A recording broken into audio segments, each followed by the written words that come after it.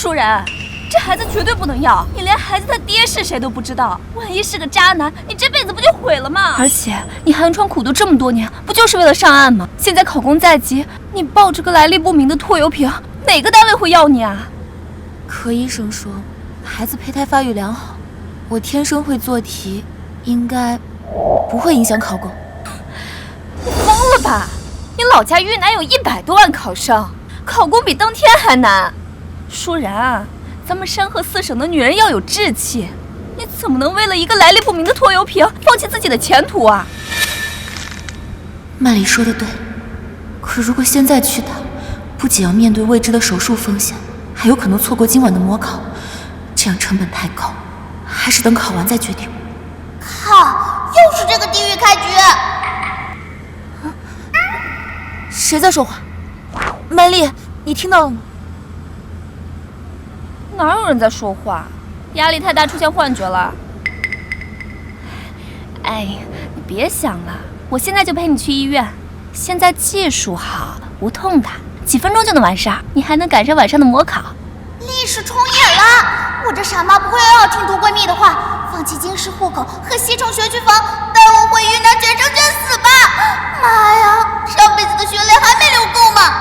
我爸可是京川太极陆承子啊！快想想酒店那晚的袖扣。我幻听了，孩子的爸爸怎么会是京泉太子爷？这个月拿了工资就可以报考公班了。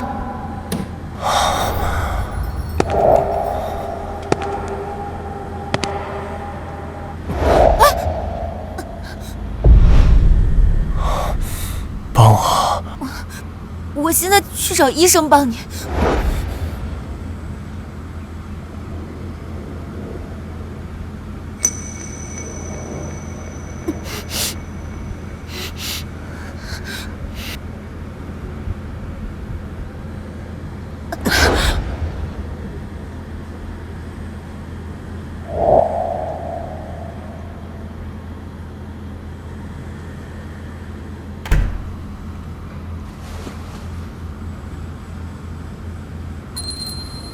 我记得1708房今晚没有预定，这枚袖扣看起来价值不菲，拥有它的人肯定非富即贵，生活圈层复杂，而我只是一个想考公的普通人，不能浪费时间在这种事情上。今晚的事就当没有发生。可打胎要6000块，我报班已经花光了所有积蓄，连房租都交不起了。那也不能要，我现在就帮你预约手术。可是我舒然，你记住，这尊严啊比什么都重要。钱的事儿我帮你想办法，我绝对不会让任何男人用任何方式拿捏你。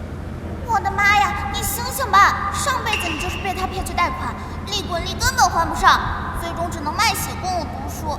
而我天天早起背单词，熬夜刷真题，结果志愿填报被他误导，700分滑档去了大专，只能在工厂打螺丝熬到猝死。又幻听了？不对，幻听会有这么具体的信息和完整的逻辑吗？而且他喊我妈，难道是我的宝宝在说话？曼丽，我记得你这个月也没多少钱了，我不想你因为我去借钱。哎呀，不用借钱，我早就帮你找好了靠谱的贷款渠道，甚至不用你本人去，手续快，利息低，现在就差你身份证了。贷款，利息，真的被宝宝说中了。所以你是早就计划好要拿我的身份证去贷款？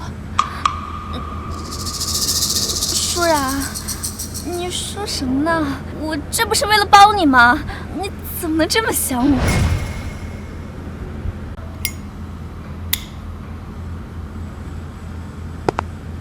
陆总，根据您提供的信息，已经查到这个林舒然女士，豫南人，燕大中文系大4学生，为凑考公面试班的2万8学费，目前在酒店兼职夜班保洁。同时我还查到，她3天前去做过孕检，确认怀孕。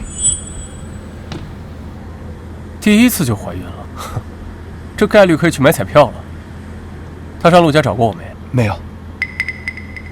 估计在想开多少价呢？哼，等着吧，不出3天，她就该找上门来了。准备好钱，把这事儿处理干净。我可不想她和她肚子里的麻烦影响我的心情。可老夫人那边，自从老夫人知道您遗传家族弱精症，就一直担心传宗接代的问题。如果被老夫人知道，那就等老太太知道之前解决。所以，她是知道了什么，想借机攀上来。目前看还没有任何试图接触陆家的举动。等等，陆总，他预约了今天下午的人流手术。以退为进，手段不算太低级。查到他的位置了吗？正好无聊。走吧，本少爷亲自看看，他想演哪一出。哎呀，舒然，你信我，我们这么多年闺蜜了，我能害你吗？现在我就陪你去医院啊！曼丽，你还没有跟我解释清楚。解释什么呀？你是不是压力太大出现幻觉了？我看你就是怀孕太敏感。哎，你别想了，走吧，再晚就来不及了。你放开我！我今晚还有模考，孩子的事，等我考完再考虑也不迟。林舒然，你疯了吧？你肚子里的野种他爹是哪个垃圾堆里爬出来的渣子，你都不知道？你现在不早点打掉，等着他上门用这个拿捏你，你后半生等着被他吸干血吧。垃圾堆里的渣子吸干血。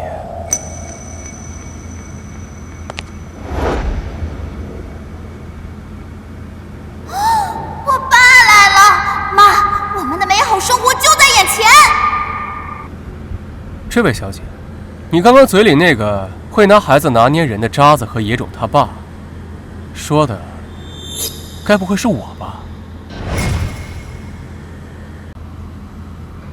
是你啊？你怎么知道我在这儿？靠，这一生只手7位数。舒然怎么没说这野种他爸这么帅，还这么有钱？我怎么知道你不用管？签了这份协议，你只要把孩子打掉，我给你1000万营养费。1000万？你这是什么意思啊？拿钱羞辱人啊！我们舒然那可是要考公的。舒然，你别信他，像这种豪门套路都是骗人的。我拒绝。嫌少？2000万？这不是钱的问题。舒然，你这是什么意思啊？你该不会觉得这个男的又帅又有钱，就想把孩子生下来吧？我告诉你啊，像这种有钱人就是跟你玩玩而已。你真把孩子生下来了，肯定一脚就把你踹了。林小姐，2000万买个胚胎，怎么看你都是获利方。他态度这么坚决，完全不想要孩子，只想用钱解决问题，怎么可能会给宝宝京石户口和西城区的学区房？是哪里出了问题？舒然，他这么羞辱你，你还在犹豫什么呀？区区2000万而已，我们虽然穷，但是穷得很有骨气。舒然，这钱你要是接了，你跟外面那些外围女有什么区别啊？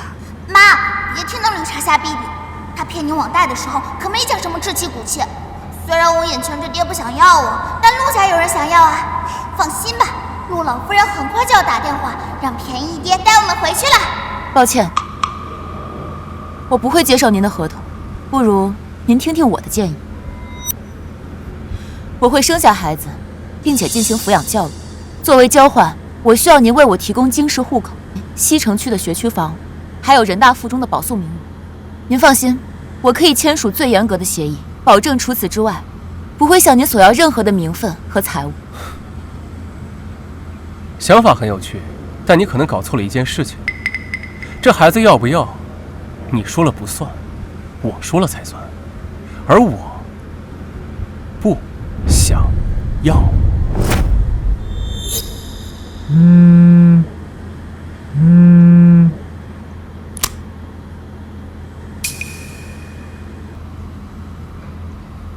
陆总，我想您说了也不算。奶奶，人我带来了。满墙书，茶几上摊开的是《古文观止》，看来老夫人很看重传承和规矩。林小姐，豫南人，燕大在读，备考体制内，凭自己考入京内，不容易呀。谢谢老夫人。但这份不容易，对我们陆家来说可不够看的。就实说了吧，我想要这个孩子，至于你生下这个孩子后，孩子由陆家抚养，你就可以得到一笔足够下半生安稳的补偿。到时候呀，你是想继续读书，还是享受生活，我们陆家绝不干涉。哇靠！太奶奶这是要搞曲木溜子古代戏码呀！妈，快对她，告诉她孩子不是盆栽，光浇水不行，还得晒太阳。老夫人，我能问您个问题吗？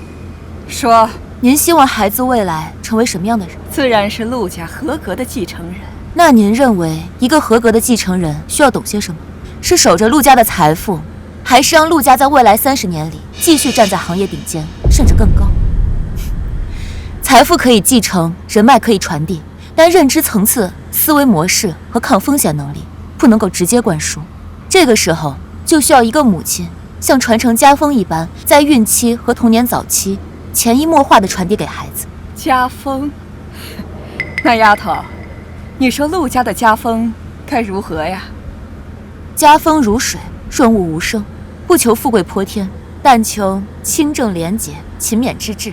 就像您在读的这本《古文观止》，书香传家久，诗书继世长。陆家以商离世，骨子里却透露着文人的风骨与远见，这就是最宝贵的家风底蕴。好一个书香传家久，这比那只谈车穿名牌、谈论珠宝的那个俗物啊，可强多了。绝了，妈，你是我的神！这波满分作文直接把老太太拿捏了。这镯子呀，能静心，好好养胎，为我们陆家生一个真正的读书种子。阿泽呀，带着林小姐到你隔壁的空房，以后呀，她就住那儿了。奶奶，去。还真是小看你了，几句话就把我奶奶说服，还拿到了陆家的传家玉镯。不是说服，是证明。老太太要的不是生育孩子的工具，而是能够共同打造陆家继承人的合伙人。陆总，现在我们可以谈谈合同的具体事宜，看协议细节了。Yes， 基本盘到手。不过妈，爹看你的眼神不对劲啊，他该不会开始对你感兴趣了吧？京市户口、临西城区学区房，还有人大附中的保送名额。妈，我终于不用再经历云南的地狱高考模式了。宝宝放心，这次我一定不会再重蹈上辈子的覆辙。舒然，我在楼下看见了陆承泽的车，你不会真的要搬去陆家吧？今天考完最后一场模拟考，我就不回了。你这是什么意思啊？舒然，你的尊严呢？你的梦想呢？咱俩不是说好了一起上岸的吗？你现在算什么呀？沦为有钱人的生育工具吗？妈，别听他放屁，他就是嫉妒你。尊严能让我的孩子避开豫南100万考生的独木桥吗？能获得京师户口？曼玲，你老家苏城的一本录取率比我们高了30%，你根本就不懂凌晨3点还在刷题的苦。没错，本宝宝可不想再吃一遍上辈子的苦了。不行，我不能看你这么堕落。陆家给了你多少赃款啊？脏，你要嫌这钱脏，就回去拿消毒水洗一下再给我，我不嫌弃。这是我孩子的未来，谁敢动我孩子，我跟谁拼命。我说你怎么还没好？原来是有绊脚石啊！去，把他带走，列入陆氏集团黑名单，以后不准出现在林舒然500米范围内。妈，看来我这便宜爹还是有点用的。林舒然，你会后悔的。等我上岸了以后，第一个就举报你们这种权色交易。放开我！走。林舒然，快点！这种脑子不清醒的朋友，以后还是少来往，免得把老太太心心念念的孩子带蠢了。陆少说的对，我现在就把他拉黑删除一条龙服务，免得影响我孩子的未来。哇，这书房比我老家的院子还大，真皮沙发的扶手比老家的8仙遮还宽，墙上挂的画框比我出租屋的房门还高。陆家这么有钱，孩子的教育基金和未来的试错成本都管了。这就是你非要回去搬的重要家当？这都是胎教教材，陆总，剑桥大学研究表明，孕期接触知识类文本可以使胎儿神经突触密度增加47%。既然已经拿到了京市户口，那目标就得按照西城区的计划来。清北是保底，哈佛耶鲁是冲刺，最差也得是 QS 前20。这孩子才1个月呢。妈，这胎教也太卷了吧！比上辈子听苏曼丽念的“男人没一个好东西”强100倍。这别说24小时恒温26度，我脑细胞分裂速度都提升20%，清北稳了。已经错过1个月了，陆总，时间宝贵，不能浪费。对了，除了协议之外，我还想向您约法3章。说。我知道我们只是协议关系，但是父母关系是孩子亲密度和安全感的第一课。所以，第一，我希望我们维持表面的体面和和睦；第二，希望你可以收起一下以前的不良作风，给孩子树立一个好父亲的形象；第三，这间书房每晚7到11点归我一人读书，我需要一个绝对安静的学习环境。行。好，那您现在可以出去了，我要开始学习了。您在这儿会影响我的学习专注度和胎教氛围。林舒然，你真是我见过最有效率的合作伙伴了。谢谢夸奖，出去把门给我带上。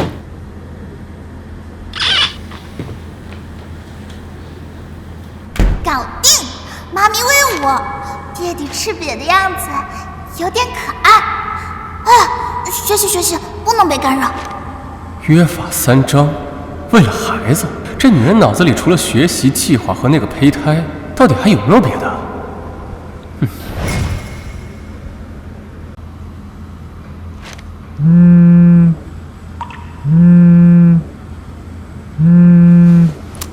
舒然呐，你老实跟爸说，村东头王婶说你不学好，在城里给有钱人当小老婆，肚子里面都怀上了，是不是真的？爸，你听谁胡说八道？我在好好备考呢。你还骗我！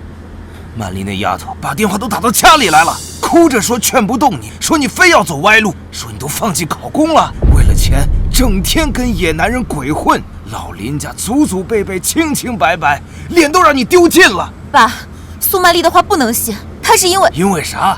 因为人家见不得你好。舒然呐，爸供你读大学是指望你有出息，靠自己的真本事吃饭，不是让你去卖身。你妈气得都病倒在床上了，你弟在学校里面都抬不起头。又是苏曼丽，阴魂不散。上辈子也是她去老家造黄羊，到处哭诉说我妈被包养，害得我妈众叛亲离。现在还敢挑拨离间，等我出生第一件事就是把她的假睫毛薅下来当弹弓。但话又说回来，你要是真跟了个有钱人，他能给家里多少？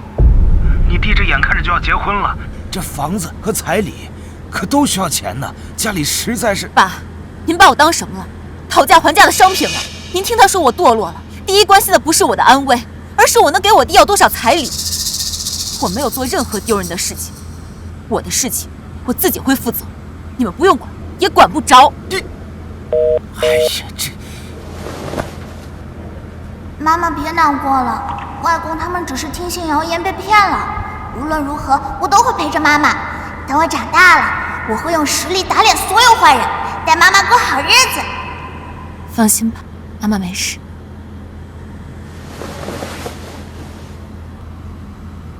情绪解决不了问题，但解题可以。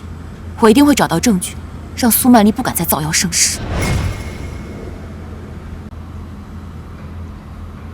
哎，婶子，这女的是不是跟你家那位有点关系啊？哇，这写的够狠呐！表面清高学霸，实则精于算计，利用胎儿捆绑豪门。这姓苏的是和你家那位有什么生死过节吗？我有点事，先走了。这才几点？局刚开啊！处理点麻烦。林舒然，陆总，我记得我们约法3章里包括了我学习时间的非请勿入。你还真是两耳不闻窗外事啊！先看看这个。什么事情让陆总都爆出谚语了？这么急？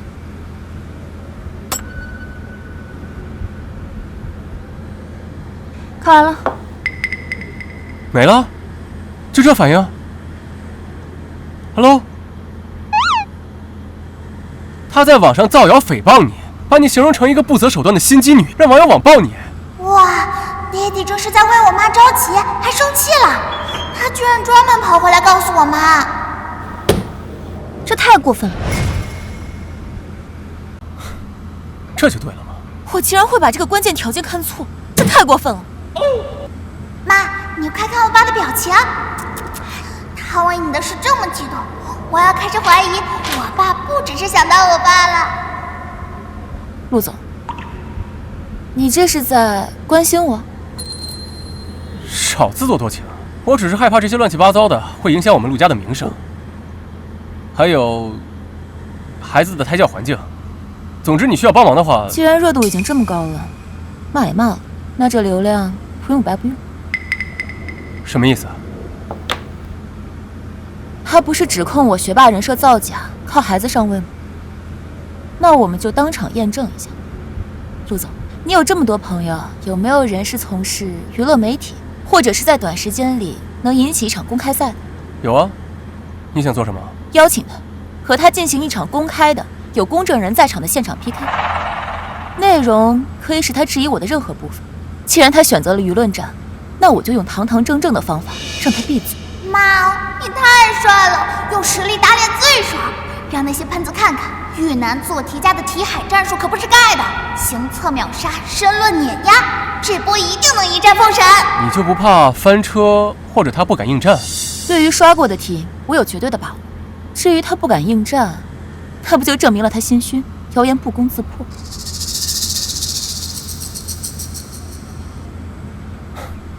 有点意思。行，媒体、公证、场地，你都不用操心，你只需要做好，不要真的做错题。好，那你现在可以出去了，我要开始做题了。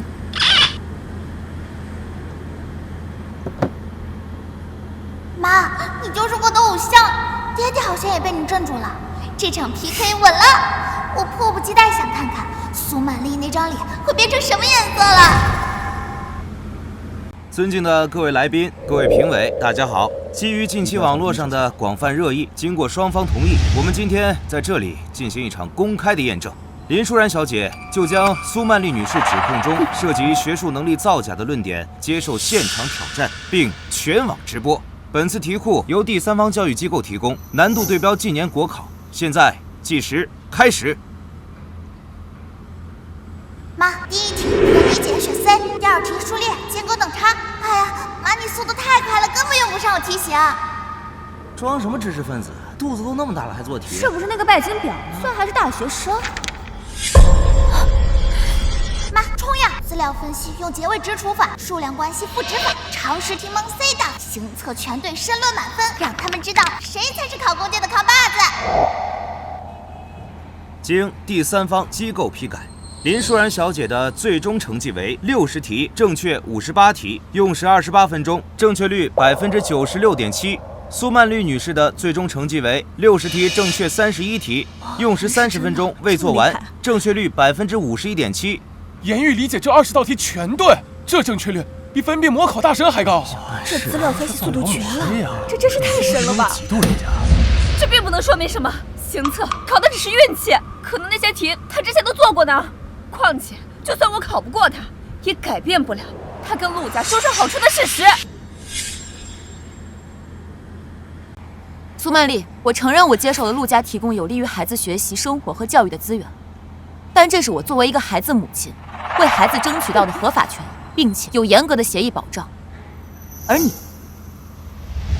，2026年3月15日，你以母亲看病急用钱为由向我借款1万元，过了几天，发布了一条屏蔽我的朋友圈，购买了一只新款的 LV， 这样的证据还有很多，你还想看吗？他怎么这样？这人真的是……我不是完人，但我所做的每一步都力求完美，为我所爱的人负责。可有的人却打着爱我的旗号，为我好的旗号，行的却是栽赃、盗窃、污秽等丑事。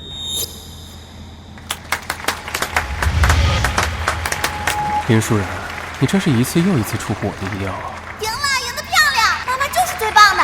不过爹爹那眼神都快粘在妈妈身上了。宝宝，这辈子妈妈一定不会再让你受一点委屈。林小姐，林小姐，看这边，谢谢大家。多少呢？全完了，我什么都没了。林舒然都是你，凭什么？凭什么你能得到这一切，还能这样哄我？林小姐，您别走啊！你和你肚子里那个孽种都该死！我不好过，你也别想好过。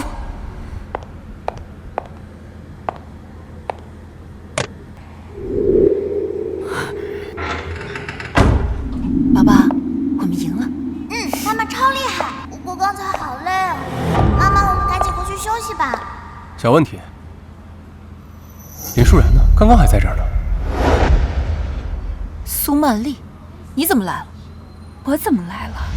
我的好闺蜜呀，我当然是为了恭喜你啊！恭喜你，玛莎就要被毁掉了，去死吧！跟你的野种一起下地狱去吧！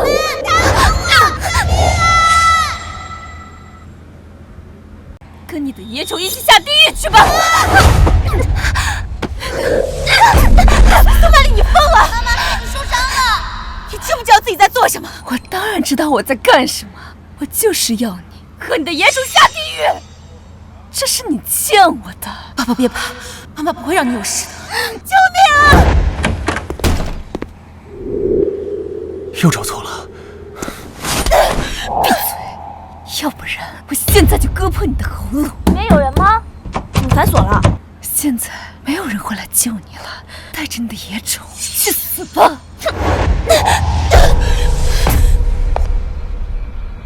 妈妈小心！林舒然，妈，我爸来了。虽然姿势有点中二，但来得太及时了。你来了，你轻点。都流血了，能不疼吗？爸爸来了，妈妈别怕，我们没事了。谢谢。哎，妈，你快看，我爸耳朵是不是红了？他竟然也会害羞。舒然，舒然，舒然，我错了，我就是一时鬼迷心窍，你知道的，我不能留案底的。我给你磕头，我给你磕头，你看在我们这么多年好闺蜜的份上，你就放过我这次吧。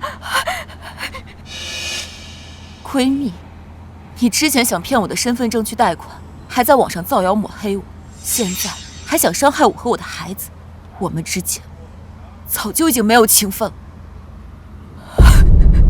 林舒然，你不能这么狠心，你是要毁了我的一辈子吗？把他送去该去的地方，我不想再见到他。舒然，舒然，舒然，走，舒然。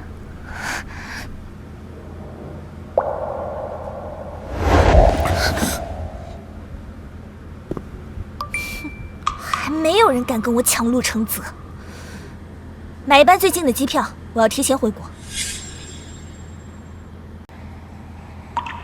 妈妈，刚才吓死我了，还好爸爸来得及时。这么看，他也不像传闻里说的一无是处嘛。宝宝没说错，而且陆承泽刚刚好像很担心。你都受伤进医院了，还笑得出来呢？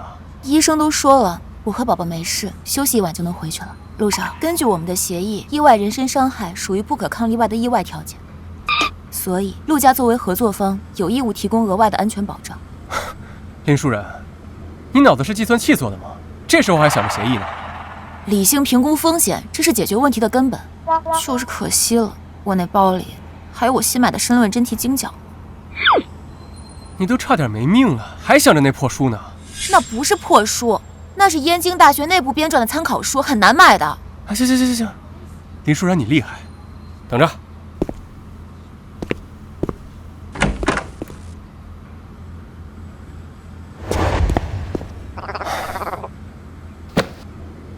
路过书店顺手买的，免得你在这里唧唧歪歪，听着烦。相册题库，我的妈呀！我记得我爸这辈子都没进过书店，他竟然还会买书。陆少，我记得离医院最近的书店要5公里呢。小爷乐意跑，你管得着吗？看不看？不看我扔了。啊，看，当然看。现在知道小爷的好了吧？对了，苏曼丽那个女人要不要小爷帮你出出气？哎，你能不能收收你那不正之风？苏玛丽她自有法律来审判。我这不是想快点解决麻烦吗？这走程序得多慢啊！别忘了，你可是孩子的父亲，你的言行举止都会无形中影响到孩子。难道你想让宝宝学坏？知道了，知道了。啰嗦。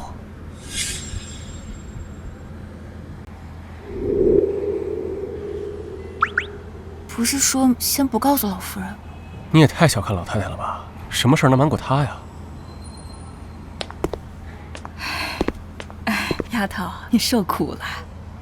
阿泽呀，你怎么能让舒然在你的眼皮子底下出事儿？我哪知道那女人这么极端，还藏刀啊！我要的不是你的解释和事后处理，而是事前防范。舒然她现在怀的可是你的孩子呀。老夫人，多亏了路上及时赶到，才没有出现更严重的后果。我认为我们应该升级并评估安全预案，避免此次事情再次发生。好孩子，你遇事不慌，看得透彻。你听听。哎呀，知道了，知道了。哇哦，妈，你发现没？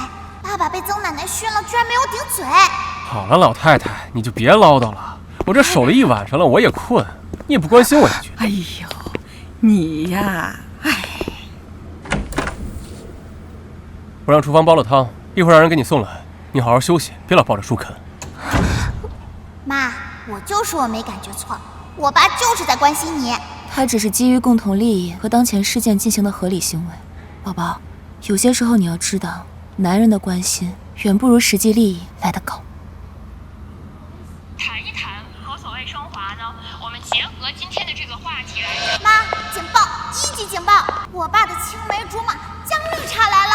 陆承泽的青梅竹马，这个女人心狠手辣，上辈子就是她把刚生产完的你扔到了雪地里，还骗我爸说孩子也死了。听说你就是怀了阿泽孩子的那个乡下女人。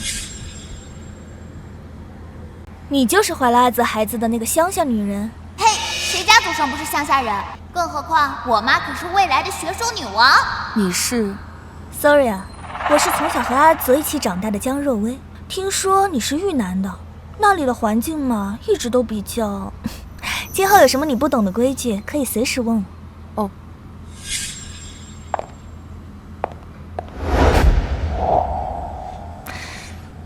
怀孕了还学习啊？也是，你们这种山河4省的孩子，也就只能刷题了。江小姐，不请自来还打扰别人学习，这就是你引以为傲的京圈规矩。不请自来？这陆家，我想什么时候来就什么时候来，还需要跟你一个靠着孩子赖在陆家的外人报备？什么赖在陆家？这里就是我家。妈，对他，让他知道谁才是这里的女主人。江小姐，基于物权法，未经主人明确的许可下进入，都有可能构成非法入侵。其次，我与陆承泽先生有具有法律效应的协议，以及陆老夫人亲自的邀请和认可，比某些自以为是的人更有资格待在这。牙尖嘴利，难怪能把老夫人和阿泽哄住。你别以为靠着你这点小聪明，还有这个意外来的孩子，就能当上陆家的少奶奶。京圈的门槛，可不是你这种小镇做题家可以迈得过去的。小镇做题家？听说江小姐是常青藤毕业的，刚好我这里有一道关于博弈论的数学题，想要请教一下。您这么懂门槛，想必逻辑思维也很强吧？开始了，妈妈的降维打击课堂开课了，接招吧，江绿茶。林小姐，你可真幽默呀！我是学艺术鉴赏的，这种枯燥乏味的数学题是你们这种下等人才该做的。哦，原来是不会。宝宝，你看，有一些知识和学识啊，不是靠家世背景和金钱就能拥有的，我们要有自己的真才实学，可不能像这位阿姨一样。你天到了，妈妈，这绿茶就爱显摆她花钱砸出来的画展与虚名，我才不会当和她一样脑子空空的花瓶呢。说什么呢？我可是纽约现代艺术展特邀策展人。策展能解决城市资源分配不公吗？能优化京市户籍积分算法吗？能提升国家的 GDP 和下一代的教育质量吗？你一个连奢侈品都认不全的小镇做题家，懂什么是价值？什么是上流社会的格局吗？江小姐，如果您的价值和格局脱离了对现代社会的理解和解决能力，在我眼里不就是一种昂贵的装饰品吗？我妈这嘴不考公当外交官都屈才了。吵什么呢？阿泽，你看这个没有名分的孕妇这么羞辱我，你可一定要给我出气啊！爸，你的洁癖呢？怎么还不甩开胳膊上的脏东西啊？也许这就是陆承泽与江若薇的惯性社交行为，只要不影响宝宝的户籍和学区房，我就不需要在意。路上我就不打扰你们。站住！看见了吗？在阿泽心里，我才是最重要的，而你不过就是一个借着孩子的势利眼罢了。妈，咱不跟傻子一般见识，回去刷题，让我爸自求多福吧。等拿到了户籍和学区房，再搬走。哼！等等，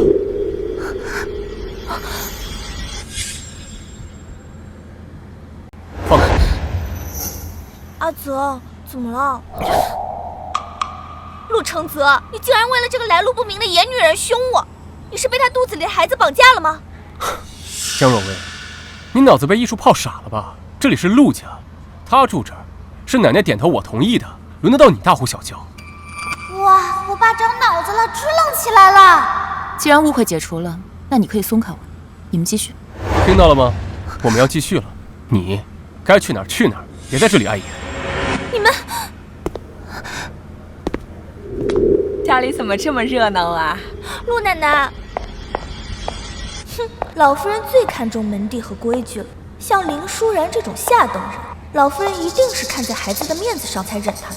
陆奶奶，您可算是回来了，这是我在拍卖会上特意给您拍的乾隆官窑青花瓷瓶，我想这个礼物您一定会喜欢的。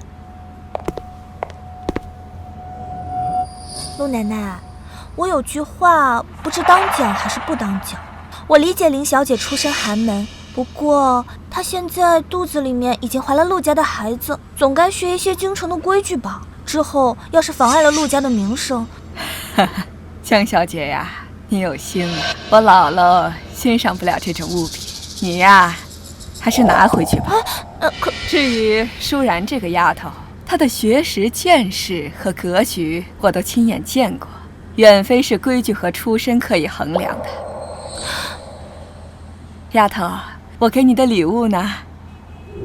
陆家的传家手镯，舒然戴上是最合适不过的。若薇呀，你应该知道什么话该说，什么事儿该做。曾祖母威武！看到没，江绿茶，这才是真正的牌面。陆奶奶，阿泽，今天打扰了。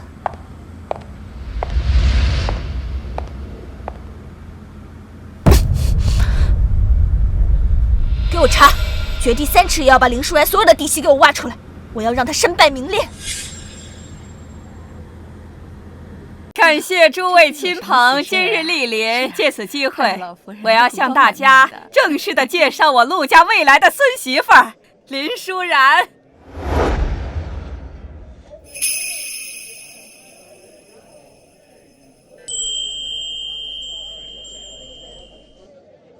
她腹中怀的正是我期待已久的重孙子，等孩子平安出生啊，我便进入陆家的族谱。妈，是我没见过大世面吗？我怎么还有点紧张呢？突然从哪儿冒出来的孩子？我记得路上不是弱精症吗？哎，少说两句，没看见他手上戴的是陆家家传的手镯吗？老夫人，这是不是太操之过急了？哦，那你有什么高见？高见谈不上，可我陆家100年门第，林小姐出身豫南小镇，怎么能担得起陆家未来少夫人的重任？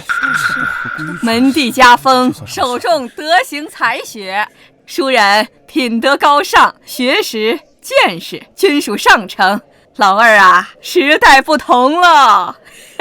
出生才是根本，你不要被他肚子里的孩子给蒙蔽了。哎，让开，都让开！我是林舒然的亲爸，我是来找我亲闺女和我好女婿的。林大海这个吸血鬼是怎么找来的？肯定没好事。然然，爸可找着你了，这真是陆小姐的父亲？果然是小地方出来的，根本就上不得台面。他真是你爸？是。大家伙都听到了吧？啊，正好今天大家呀为我评评理，我辛辛苦苦把闺女养大啊，供她读大学。哎，她现在怀了陆家的孩子，陆家是不是该表示表示啊？哦，林先生，您要我们陆家该有什么表示啊？那当然得有，彩礼、3金、房子、车子，另外我闺女这未婚先孕，这名声损失，陆家得补偿补偿吧，最少得3000万，不，5000万。狮子大开口，他怎么不去抢？林大海先生，妈，这个吸血鬼眼里只有钱，上辈子他就没管过我们死活。你喊谁呢？我是你爸。根据民法典规定，父母对子女有教育帮扶义务，子女对父母有赡养义务。等您彻底失去劳动能力之后，我会按照豫南当地标准向您支付赡养费。但是，您没有任何资格向陆家索取彩礼和赔偿。反了天了！这攀上高枝儿，连爸都不认了是吧？好，那你就别怪我当着这么多人的面揭穿你的真面目。陆大少，他肚子里边的孩子，那根本就不是你的种，不是你的种。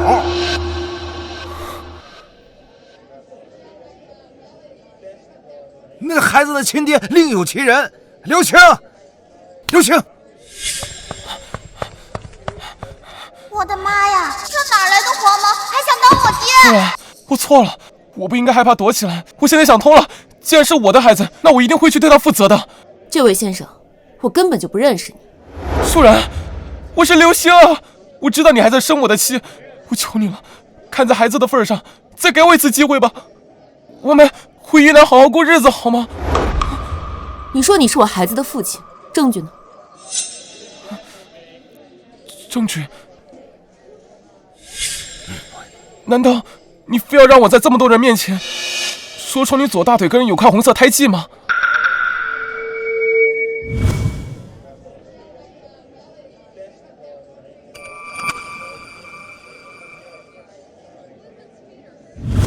舒然，阿泽，这到底是怎么一回事？林舒然，你给小爷解释一下，他怎么知道你的胎记？林舒然，你给小爷解释一下，他怎么知道你的胎记？陆少这反应，难道真被说中了？这都知道，看来关系不一般呢。说不定这孩子真不是陆少的。妈，肯定是林大海，是他告诉黄毛你的胎记在哪里。大腿内侧的胎记确实只有亲密的人才知道，但为了证明你是亲眼所见的，我再问几个问题，你不介意吧？林舒然，你还想问什么？我们发生关系是在什么地方？几点？几月几号？是在你的出租屋里，那么多次，我怎么记得具体是哪天种的？那白天还是晚上？总知道了。晚上，肯定是晚上。可根据我怀孕的周期推断，我那段时间一直在酒店上夜班。那就是白天，我记错了。那就更不可能了，我下了夜班就直接去补习班，这一点补习班的同学和酒店的工作人员都可以证明。我喝多了，但是我可以肯定，孩子肯定是我的。不愧是我妈，随便问几句就慌了，还想学狗血剧诬陷，回去先练练胆量吧。既然如此，那就请在场的各位为我做个证。做什么证？我根本就不认识这位先生，可我的父亲却说他是我孩子的父亲。他能说出我胎记的位置，却说不出我们发生关系的时间、地点，而我本人更是毫不知情。所以，我有合理的理由怀疑，我是在毫不知情，并且是昏迷的状态下被迷奸了。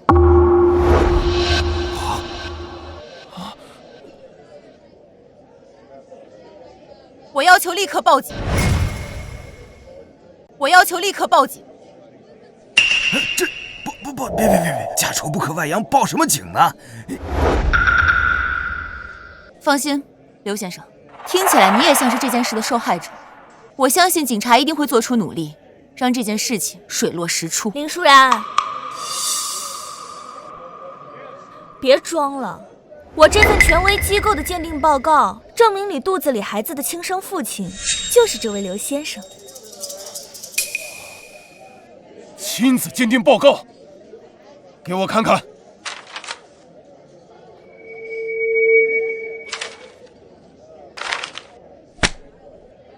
铁证如山，这个女人就是想用肚子里的野种攀附陆家。哼！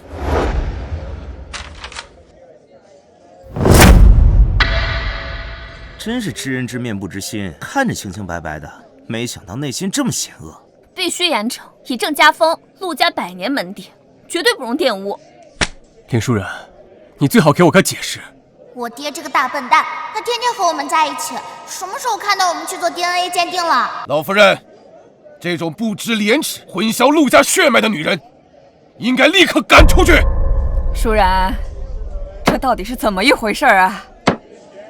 江小姐，您确定这份鉴定报告是真的？千真万确。太好，有了您送来的这份鉴定报告，警方一定会更加重视。对了，你这份鉴定报告是用什么样本检测的？羊水穿刺啊。羊水穿刺，通常在妊娠16至22周时进行，可我现在怀孕才8周，不具备条件。难道江小姐有穿越未来的本事，提前拿到了样本？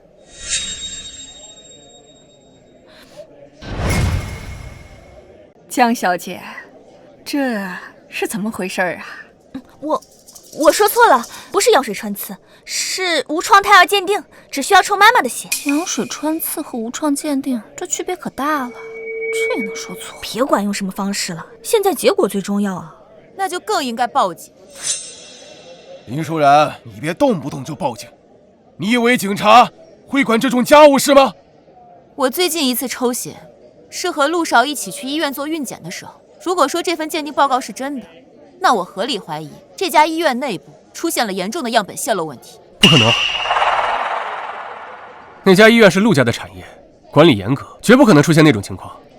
阿泽，立刻联系李院长，封存舒然所有检验样本和相关的记录，让咱们警方介入调查。知道了，奶奶。来人，给我把他们押下去。别管我，不关我的事，都是他。他说只要我来这里演场戏，他就给我10万块。对，就是他带我来京师的，还是他叫我说这些的。快走！好女婿，误会呀，有事好商量。好女婿，你去说啊，都说出来，让大家都看清这个居心不良、手段阴险的坏女人。阿泽，陆奶奶，我这也是太担心你们被这不三不四的人给骗了。江小姐，我们陆家的事儿也轮不到你介入插手，你伪造文书，造谣污蔑。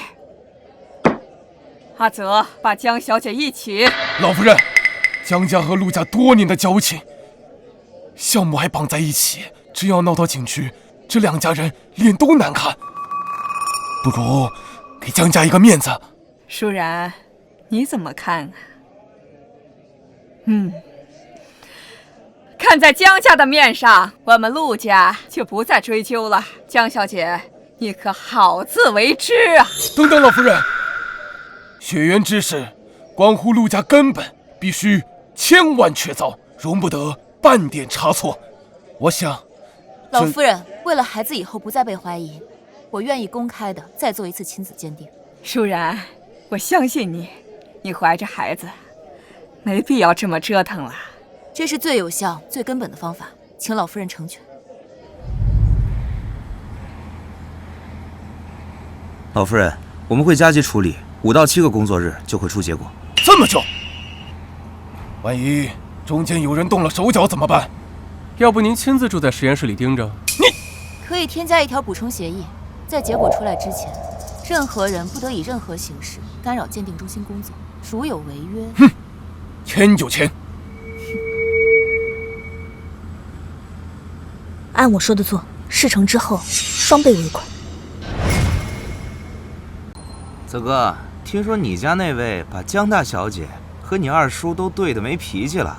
那当然，小爷的女人能不猛吗？还是得找个机会道歉。但这女人怎么就知道看书啊？也不怕看久了晕车？妈，我爸都快把你脸盯出洞了，有话就说呗，憋着多难受。哎，小心！哇，英雄救美！虽然车速40码都不到，妈，我合理怀疑我爸在和书争宠。谢谢。不用谢。哟，你女人，这京圈大名鼎鼎的第1纨绔陆大少，这就被拿捏了？我那是为了陆家的种。听圈子里传闻说，那鉴定报告有问题，那孩子是不是你的也不能确定。毕竟那天你也神志不清。少听那些乱七八糟的，再让我听到你嚼舌根，别怪我不给你面子。不对劲儿，泽哥，你该不会真栽了吧？栽你个头，唧唧歪歪。走了。哎，这才几点啊？场子刚热呢。小爷我有事儿。这泽哥什么时候有比吃喝玩乐更重要的事儿了？人的需求，生理、安全、爱、被爱，真服了。自我实现。陈泽，老夫人呢？鉴定结果出来了，我托朋友第一时间拿到了电子版，你自己看吧。不可能，不可能！结果写得一清二楚，这你都不信？难道那个林舒然把你骗得连字都不认识了？阿泽，我知道这个事情很难接受，但事实就是事实。江若薇，你怎么又来了？你是狗吗？你是？我陆家有点动静，你就嘚吧嘚吧的过来。二叔，你这电子版是哪个部门哪位负责人发给你的？报告编号是多少？妈，我爸好像长脑子了，看来我的胎教对他也有用。你怀疑我在作假吗？大嫂，这是我托朋友从内部第一时间拿到的资料，绝对是真的。是真是假？我问问鉴定中心的李院长就知道了。老夫人，我正要给您打电话，文件已经交给福伯取走了。您放心，我全流程监督，亲手封装的报告，绝对不可能有任何差错，更没有泄露消息。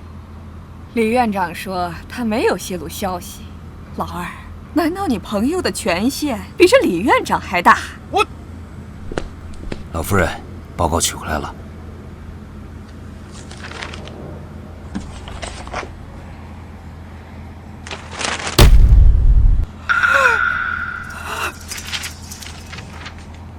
楠楠，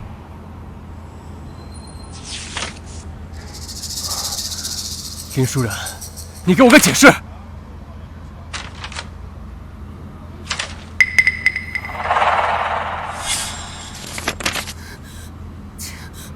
这不可能！结果怎么会是这样？这报告是假的！妈，一定有环节出了问题。阿泽，陆奶奶，纸质报告和电子版的报告结论都是一样的。这个女人怀的根本就不是阿泽的孩子，留下这种女人和她肚子里面的野种，简直是陆家的奇耻大辱！来人，给我摁下她！放开我！这报告一定有问题，我要申请第三方复核。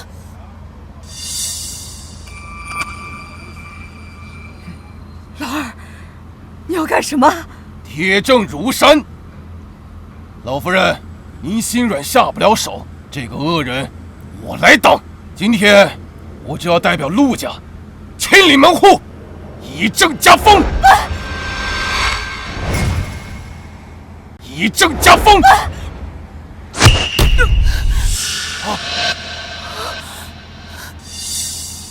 陆承泽，我的爸呀，妈，我爸脸都白了。承泽，你让开！这女人不值得你这么做。陆承泽，你疯了吗？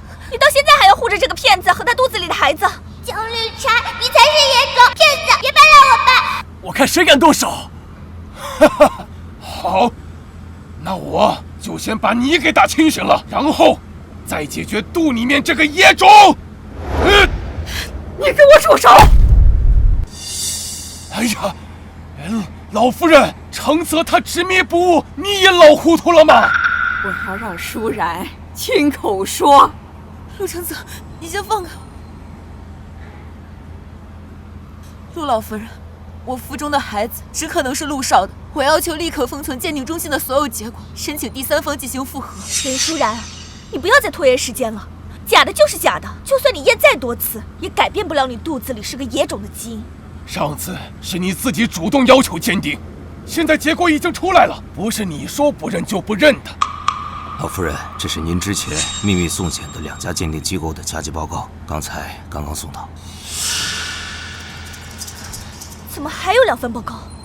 大嫂，这怎么又多出2份报告？这到底是怎么回事啊？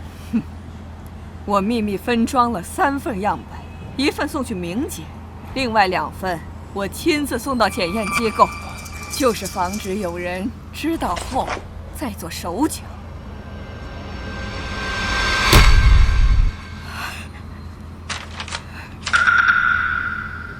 这2份鉴定报告都证明了我们阿泽是胎儿的生物学父亲。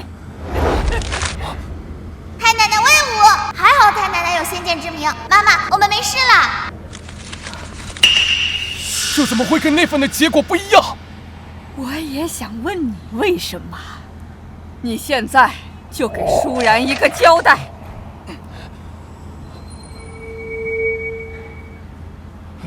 老夫人，我发誓，我只是买通人，提前知道了结果，仅此而已，其他的我什么都没有干呀。江小姐，你还有什么想说的？没有。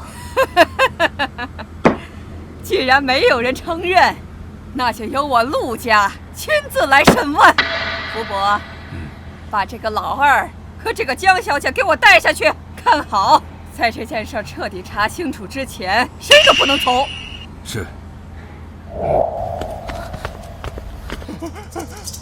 我只是为了陆家考虑，我真的什么都没有干呐。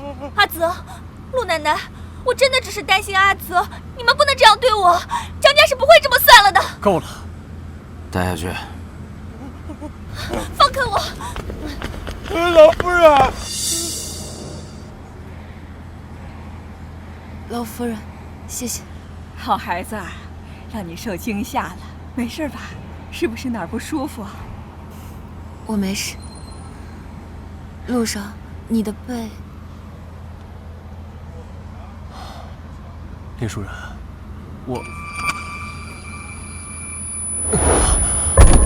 陆承泽，阿泽，你说这孩子怎么那么实心眼儿？不能把球棍抢下来吗？非要拿自己的身体去打。妈，我爸怎么还没醒？他不会是一球棍就 game over 的脆皮吧？要不让太奶奶再找个医生来看看吧。老夫人，陆少也是为了孩子好，还好没伤到筋骨，应该很快就能醒了。你怀着孩子又受了惊吓，你还是回去休息吧。这里呀，有我看着啊。老夫人，你也一晚上没睡。我这把老骨头啊，不一定比你们年轻人差。听话，规矩，也为了宝宝嘛。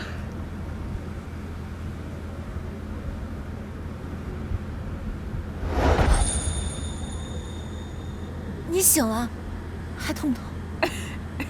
瞧我这记性，刚刚护士长说有一个东西让我去签字，我先去了。你在这里呀，陪阿泽说说话。太奶奶这借口找的也太明显了吧？妈，她这是想让你给我爸机会呢。你和宝宝没事吧？没事，多亏了你。医生说你也没有伤到筋骨，休息几天就好。对不起，是我不该不相信你，还总是被别人牵着鼻子走，差点就害了你和宝宝。你不用道歉，基于当时的情况，你怀疑我是合理的，我能理解。我的妈呀，我爸道歉呢！你这理解比骂他一顿还让他难受。根据这次事件，我发现我们的协议还有很多漏洞，所以我需要更明确的权责界定、风险承担机制，避免类似事件再发生。好，这次是我没有保护好你，作为补偿，协议条件你随便写。好，我后续会列一个清单给你。那你好好休息，我明天再来看。林舒然，妈，我爸有腹肌，没想到啊！京圈第一纨绔的身材管理这么严格。你盖好被子，好好休息。路上小心。文件是你名下5%的集团股份，还有南区3个项目的转让产权协议，护照和机票，是你下周去赞比亚那里的铜矿勘探，还缺个监工。赞比亚那边勘探期10年起步，你这是要流放我啊？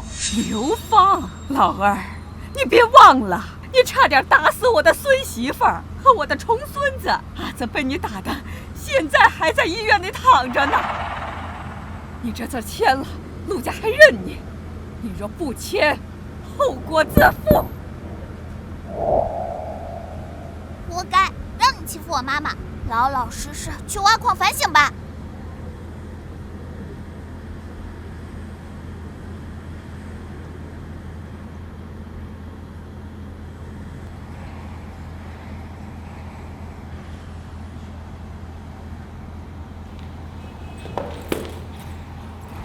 江小姐，你知道这是什么？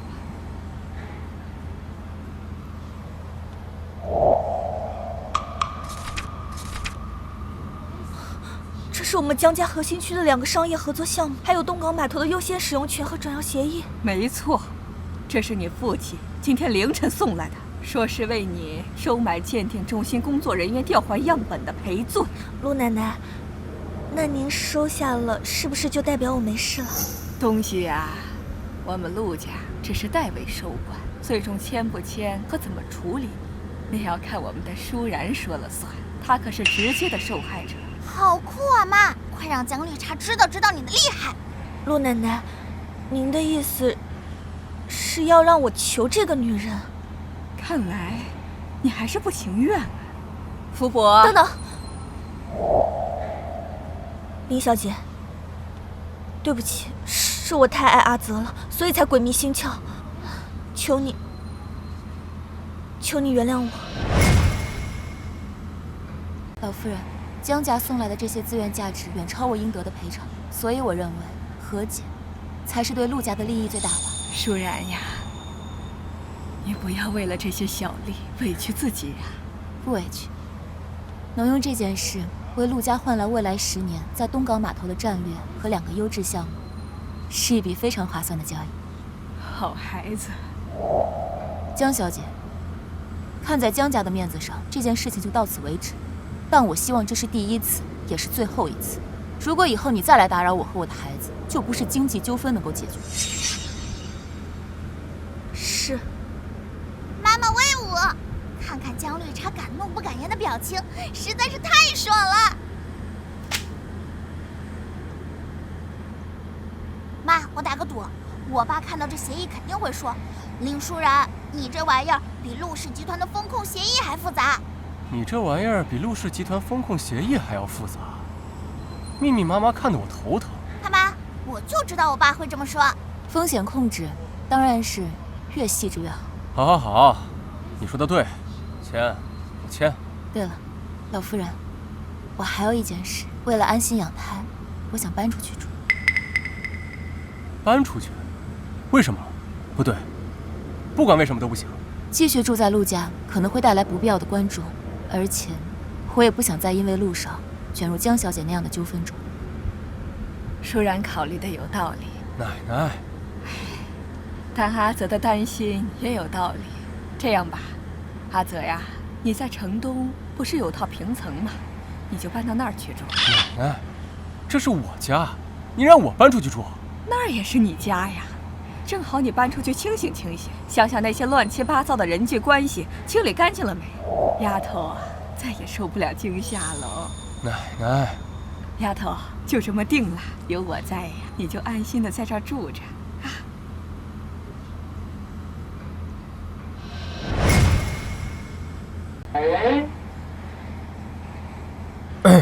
我就回来拿点东西。这次又要拿什么？昨天那本《国富论》看完了。快了，我再找本别的看看。妈，你快管管我吧，这书越拿越离谱了。你确定要拿这本？这是物理和天文系研究生级别的专著，涉及大量张量分析和微分几何。就这本了。我最近对天体物理很感兴趣，不行吗？一个看报表都头疼的纨绔大少爷，突然对广义相对论感兴趣。老夫人知道他这么爱学习。妈，这你都看不出来吗？他哪是想看书呀，他就是想找借口回来看你。别瞎说。你让我采购的最新版《行测真题精讲》和《申论范文宝典》都已经给林小姐了。她要说什么吗？林小姐让我转告你。什么？书很好，但请你转告陆少，不用送了。就算我再爱刷题，3天也刷不完10本大题库。知道了。来了那么多次，就留下吃个饭吧。老夫人也念叨你好几次了。正好我也饿了，那就陪奶奶吃顿饭吧。妈，我爸变脸速度也太快了吧，没眼看。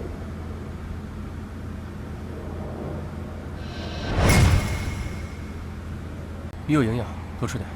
还有这个菜，这菜也健康。你怎么了？要不要喝点水？妈，你又吐了。好点了吗？没事，只是正常的妊娠反应，70%的孕妇都会有，通常会在孕12周时缓解。你刚刚看起来很难受，不行，还是去医院检查一下吧。我没事，我现在只想去躺一会儿。你先吃饭吧。妈，我爸的表情看起来比你还难受。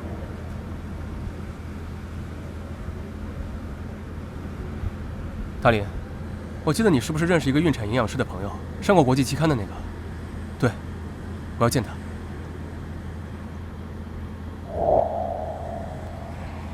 哇，爸爸在做饭，我没看错吧？太阳打西边出来了。你别多想啊，小爷我今天正好无聊，想发掘一下厨艺天赋。你正好来了，帮我尝尝味道怎么样？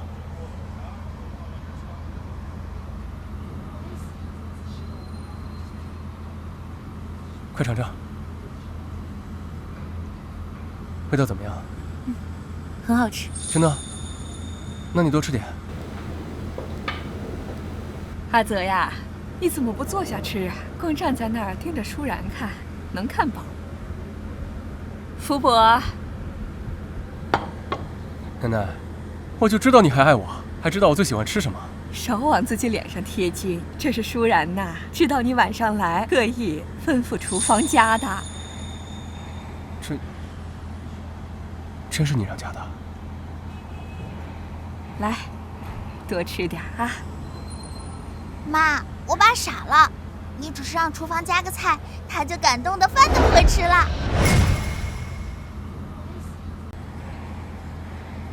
妈，好像是我爸的爸妈回来了，他们一直住在海外，特别偏心小儿子，一点都不喜欢爸爸，上辈子都没露过面，现在突然出现，绝对是来者不善。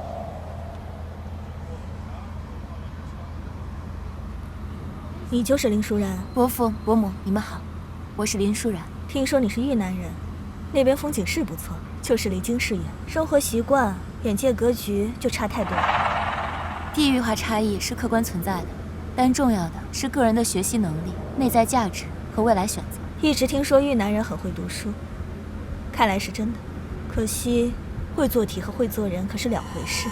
那你的选择是为了给你肚子里的孩子找出亲生父亲，闹得满城风雨，让我陆家沦为圈里的笑柄，颜面扫地。嘿，老古董，什么都不知道就想把事情赖在我妈身上。爸，那件事舒然也是受害者，你别什么事都往他身上推。一个巴掌拍不响，她是干干净净，能被别人陷害？陆承泽，若薇那姑娘啊，论家世，论教养，她样样出众，从小跟你一起长大，怎么就比不上一个来路不明的野丫头呢？江若薇如果真有教养，就不会花钱雇人污蔑舒然，更不会收买鉴定中心的人调换样本。对得好，妈，把太奶奶给你的手镯露出来给他们看看。伯父，意图混淆陆家血脉、打扰陆家平衡的人不是我，是江若薇。至于您说的体面，我和老夫人一致认为，守住陆家的血脉和未来才是真正的体面。这手镯是老夫人给你的。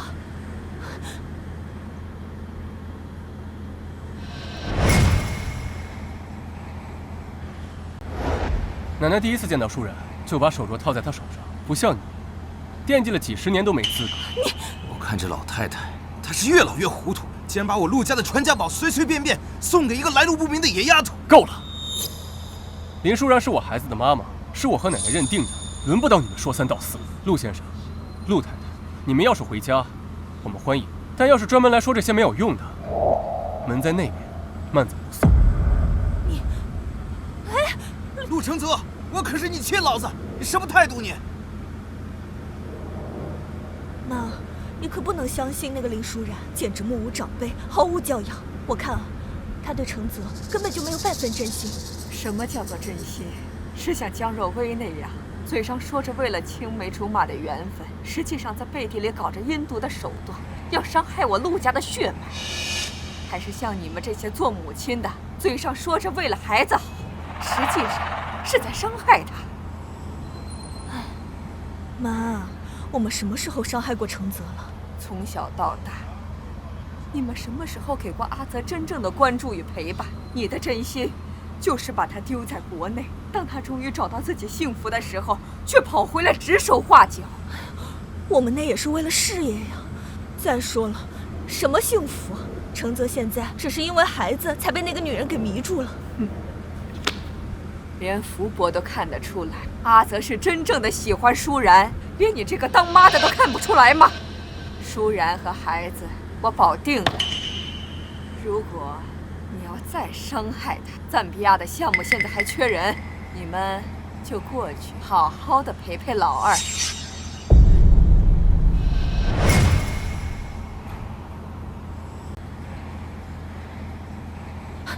你看看那个野丫头嚣张成什么样了！那个手镯，老太太碰都不让我碰，怎么就给了她？程泽为了那个丫头，也处处跟我们作对。看来林舒然这个野丫头不简单呢。最关键的是，有老太太护着她。不行，她要真嫁给了程泽，这陆家以后还有我们说话的份儿吗？就算是为了程轩那部分家产，我们也绝对不能让她嫁给程泽。不行，有老太太看着，咱不能硬来，咱们得让她知难而退。站住！又干嘛？你知不知道，昨天那个女人又对你妈做了什么？不管她做什么，肯定是我妈活该。混账！那可是你亲妈！你现在眼里除了那个女人，你还有谁？你还为她破坏了我们跟江家多年的合作和交情。你看看你这个样子，我怎么放心把陆家交给你？你什么时候想过要把陆家交给我？你心里眼里只有陆承轩。我现在说的是你，你提阿轩干什么？小时候我发烧40度，哭着喊爸爸妈妈的时候，你们在哪儿？我家长会你们在哪儿？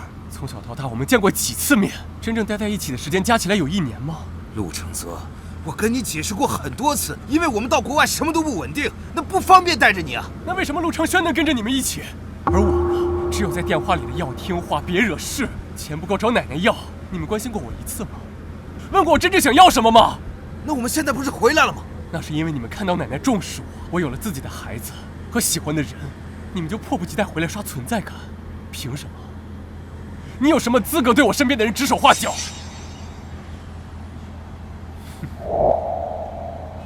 你给我站住！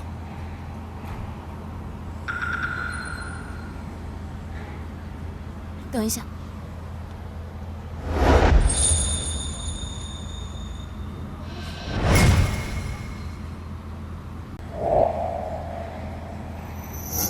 林小姐，这是我们父子之间的事，轮不到你插手。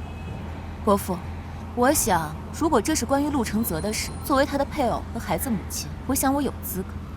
你到底想说什么？我只是想让您在讨论陆承泽有没有能力接管陆家之前，您先问问自己，您有没有资格？我是他父亲，当然有资格。那这些年来，您有履行过作为一个父亲的责任吗？您缺席他的成长，还想仅凭着生育之恩就想干预他的人生选择，于情于理，您都不够格。问得好，哼，怎么不回答啦？遇到难回答的问题就不说话啦。至于江若薇，我和陆家都是受害者。既然江家愿意提供补偿，那对于陆家来说，接受就是利益最大化，而不是为了人情去忍气吞声。你这么替他说话，难怪他处处护着。我只是在陈述客观事实，还有最重要的一点，陆少今天所说的，都是他这20多年来所受的委屈和心里话。我希望您能郑重向他道歉。听词就帅，妈，你太猛了，我爸这下得彻底沦陷了。你好，我说不过你，但是想让我道歉，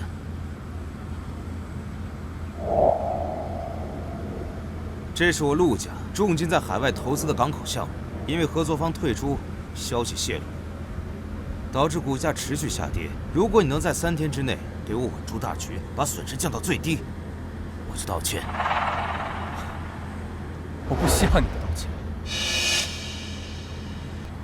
除了道歉，我保证，你以后和这位林小姐的事情，我不会再多说一句。但你如果做不到的话，那你以后必须无条件服从。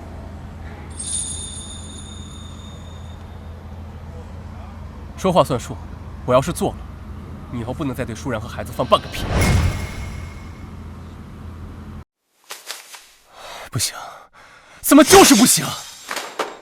要不找舒然借个脑子，感觉他的脑子更好用。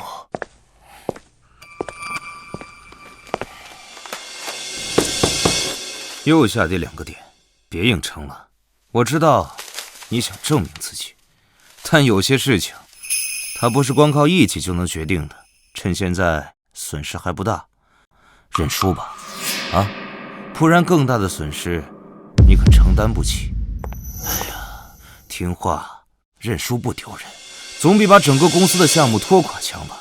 你也不想因为自己连累整个集团的利益吧？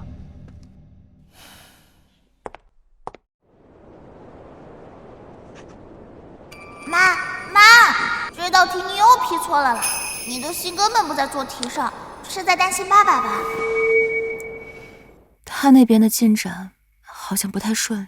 唉，我爸他一个不学无术，只会吃喝玩乐的纨绔大少，一上来就面对这么严重的项目事故，哪有胜算嘛？真搞砸了，那些媒体肯定会说我爸。对，这么严重的项目事故应该会上新闻吧？宝宝，你仔细想想，上辈子有没有看到过？让我想想。有了，上辈子好像有新闻说是合作方公司的内部权力斗争，最后赢的那一派好像是叫什么博来着。内部斗争。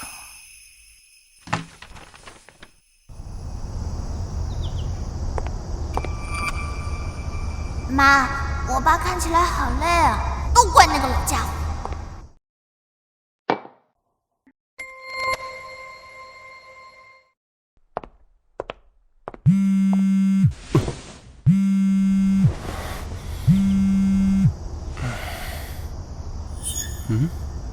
这是什么？事故根源不在技术，在合作方内斗。现任 CEO 即将出局，最终赢家是博创。与其修补旧协议，不如直接接触博创负责人。他急需标杆项目稳住投资方，而陆氏有现成的供应链和渠道，让利30%，换他们签排他性条款。对呀，这么好的办法我怎么没有想到？赢了，我要赢了！陆先生，方案在这儿，股价已经稳住，项目1周后恢复施工，你答应的事情也该兑现了。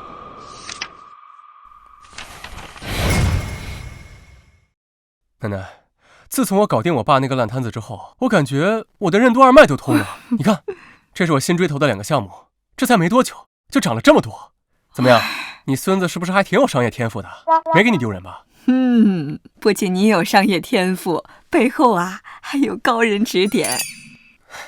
赚了这么多，你打算怎么谢谢人家舒然呢？奶奶，怎么什么都瞒不过你？你放心，我会把赚的钱都给舒然。除了钱，你的诚意呢？不是钱多就能代表诚意，就看你是不是真正的站在他的角度，为他着想，给他一个最重要、最实在的尊重与保障。知道了，奶奶，我保证诚意满满，让您和舒然都满意。好，舒然，我有东西要给你。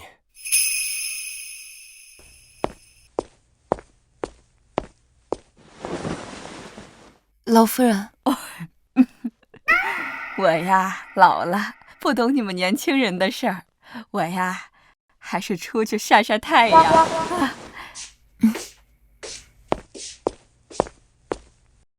这是给你的。这是什么？你打开就知道了。妈，我好像出现幻觉了，我怎么感觉我爸在摇尾巴呀？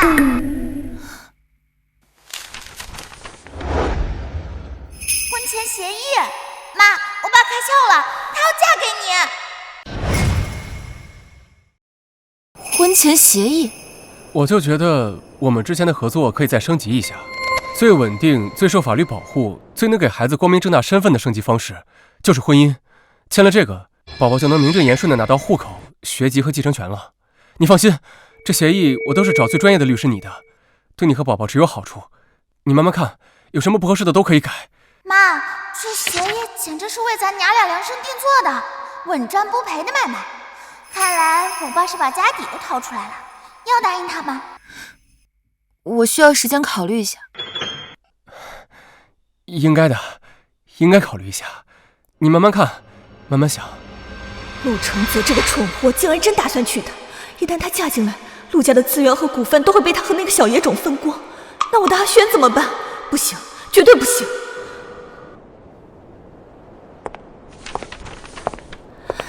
舒然，明天有空吧？正好跟我去参加个聚会。什么聚会？那些京圈太太都想见见能让承泽收心的人，有什么不一样？我想着等你以后成了陆少奶奶，迟早是要见面的，不如提前熟悉熟悉，见见世面。黄鼠狼给鸡拜年，我看根本就是鸿门宴。妈，别答应他，这老绿茶肯定没安好心。好的，伯母。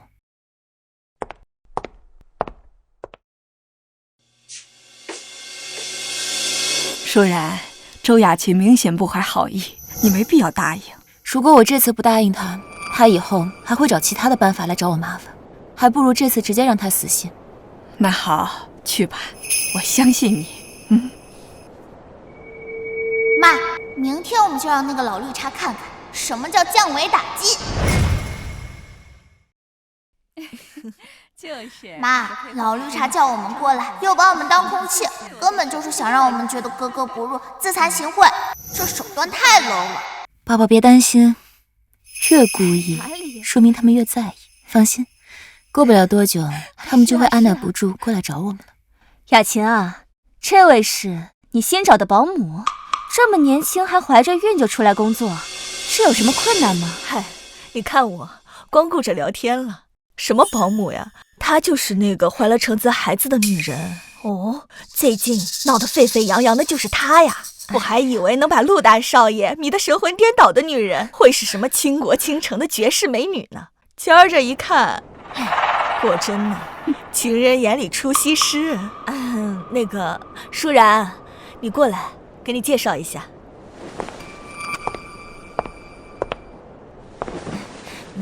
这位是顾太，他女儿刚进部委，前途无量。这位是张太，他的儿子可在顶尖投行工作，年薪可有这个数。孩子们争气，我们这些做长辈的只能帮他铺铺路喽。再说，孩子有目标，知道得往高处走，总归是好事。林小姐能从豫南考到京师，想必也是吃了不少苦的。怎么，现在觉得书读够了，想换条轻松的路走了？他哪有李泰宁家的孩子优秀呀？听说刚拿了哈佛和沃顿的双 offer。可别提了，那孩子都犹豫了好几天，都不知道该选哪个好。要我说呀，选什么学校还得你们家长拿主意。那毕竟学成归来是要继承家业的。林小姐，你说对不对呀？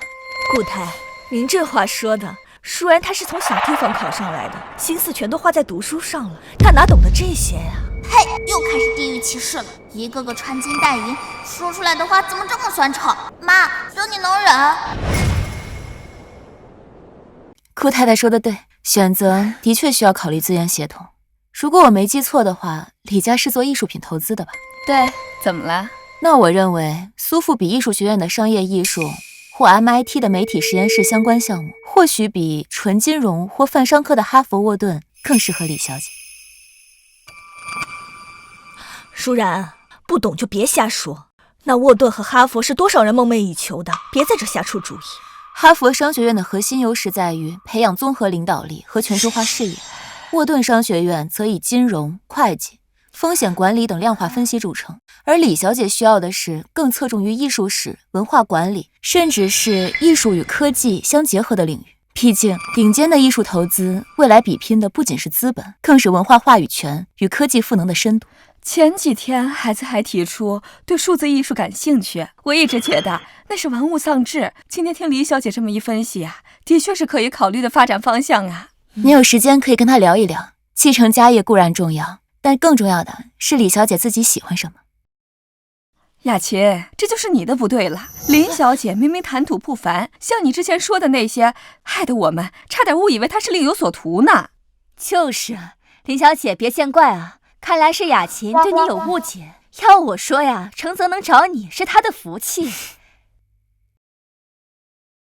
哎呀，林小姐手上的手镯是陆老夫人一直戴着的传家玉镯吧？是，承蒙老夫人的厚爱。林小姐，什么时候跟程泽结婚，记得通知我们一声。阿姨呀，给你备份厚礼。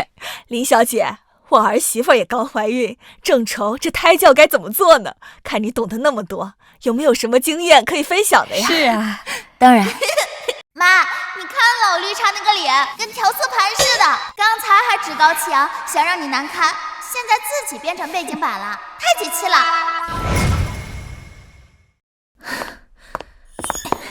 林舒然，你竟然当众让我下不来台，这传出去，让这个圈子的人怎么看我和你啊？别人怎么看你跟我有什么关系？至于我觉得他们挺喜欢我的。你少得意，别以为你耍点小聪明，说两句漂亮话，这个圈子就接纳你了。如果想被你所谓的圈子接纳，需要我放弃独立思考能力，去迎合他们那些毫无营养的闲聊，那我觉得这个圈子本身的价值就值得商榷。你强词夺理！我还有事，先走了。你什么态度？长辈话还没说完，你转身就走了。我今天必须教教你什么才是规矩。开门！谁准许你锁门的？信不信我把你开除了？开门！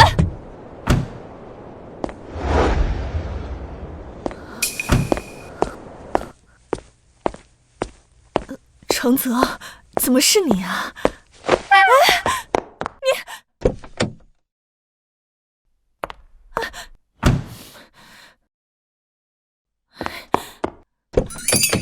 程泽，妈还没上车呢！程泽，开门，开门呐！王八蛋！妈，您不能再这样纵容下去了。程泽现在完全被那女人牵着鼻子走。程泽眼里哪还有我们这两个父母？我们生他养他，还不如认识几个月的乡下丫头。到底想说什么？妈，那孩子可以生下来，咱陆家也可以养他，但程泽就是不能娶她。那女人心机太深了，她不适合程泽，更不适合给咱陆家当儿媳妇儿。舒然适不适合，我这个当家的说了算，阿泽说了算，更轮不到你们说了算。哎呀，妈！舒然她清醒、坚韧，懂进退，知分寸，她知道自己要什么，知道怎么利用规矩来发展自己。更难得的是，她对阿泽有正向引导。哼，你们口口声声地说是为了阿泽好，可你们给了他多少的正向引导和陪伴？妈，我们那也是没有办法。当初国外项目刚起步，你这些话听得我耳朵都起茧子了。总之，舒然这个孙媳妇儿我认定了，你们接受就好好相处，不接受就少在这给我添堵。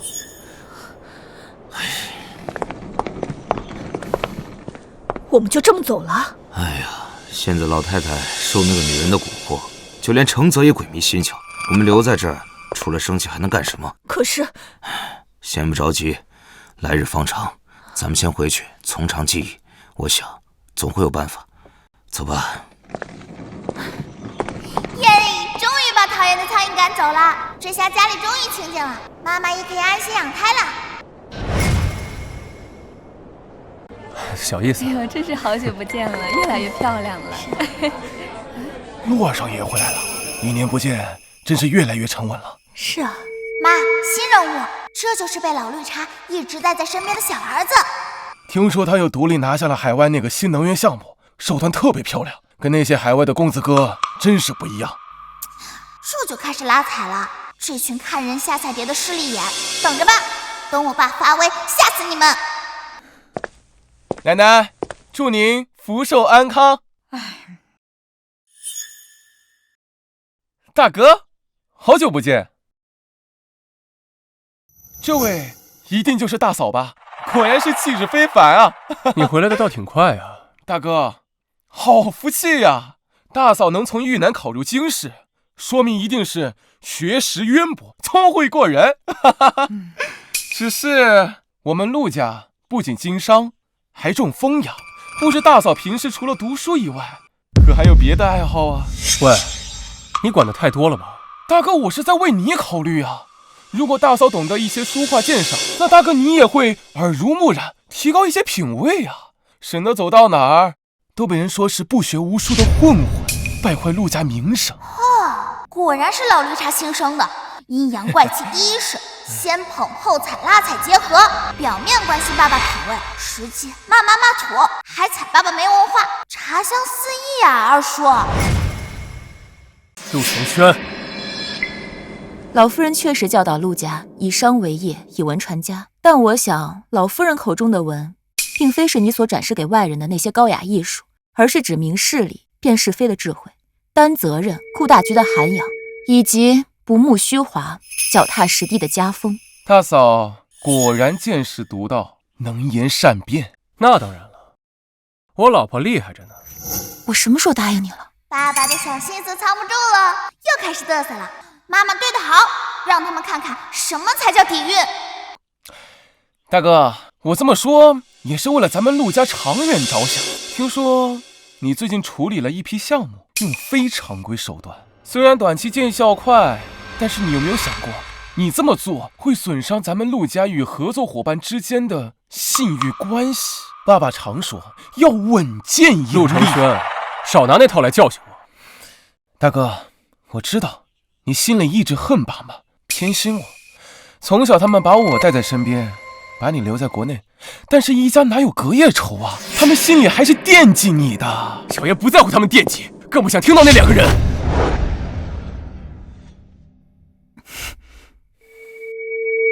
妈，你看到没？二叔这是专挑爸爸的伤疤处，想借爸爸在寿宴上动手，败坏爸爸形象，好阴险！阿泽面对的是突发性危机，他能果断采取手段并且止损，才是对家族负责的表现。如果只知道空谈稳健教条，固守所谓的体面，错失良机，造成更大的损失，这才是真正的辜负了家族所托。商场上的事儿，什么时候轮到一个女人指手画脚了？看来陆二少不仅商业思维局限，还不知道教养的本质在于尊重和平等，而不是维持着表面的风度。明知家人的伤处，还别有用心，假意关怀。对啊，今世谁不知道陆大少最忌讳别人在他面前提他父母啊？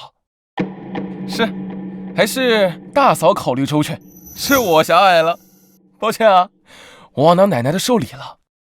你们继续啊。陆二少，好久不见，看来你也拿那个乡巴佬没办法。你想干什么？只要林舒然和他肚子里的孩子还在，陆老太太的心和陆家的资源都会偏向给陆承泽。我想你也不甘心吧？帮我混进去，剩下的交给我。别让我失望，如果失败了，别牵扯到我。当然，合作愉快。你太厉害了，你看陆承轩刚才脸都绿了。下次他再挑衅你，你不要被他牵着鼻子走，也不要动手，他就是想要激怒你，然后坐实你纨绔子弟的形象。我知道他是故意的，但我控制不了我自己，看到他那张脸，我的拳头就痒。深呼吸，找出他的漏洞，然后反将一军。知道了，知道了，林老师放心，下次我一定按照你说的来，抓住他的小辫子，对到他无话可说。没眼看，我爸这乖学生模样真是没眼看。不过妈妈说的对，对付绿茶果然需要更高的茶艺，哦，不是战略。他怎么又进来了？看那眼神肯定没憋好屁。妈，咱还得防着他点。奶奶，这个呀是松儿寻遍海外，特意为您找来的唐代禅宗玉佛。松儿借花献佛，祝您身体健康，松柏长青，福寿永驻。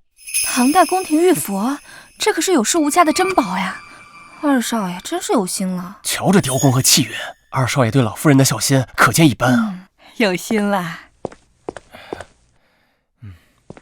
不知道陆大少今年又准备了什么惊喜？我记得去年是只会唱歌的机械鹦鹉，前年好像是能看到外星人的陨石。陆大少什么时候能和陆二少一样沉稳就好了。今年林小姐也在，不知道会不会正常点。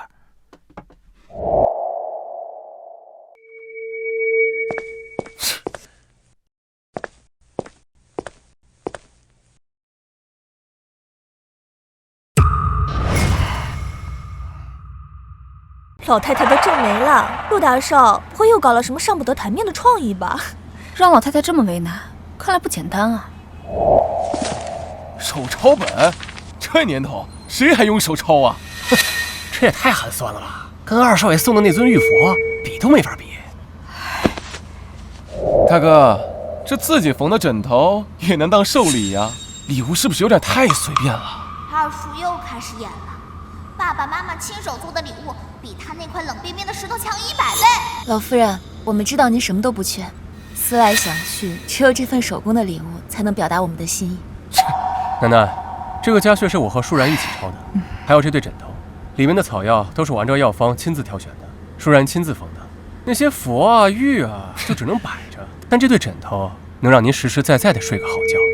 奶奶，大哥大嫂心意是好的，只不过大嫂刚从乡下过来，就更看重实用性。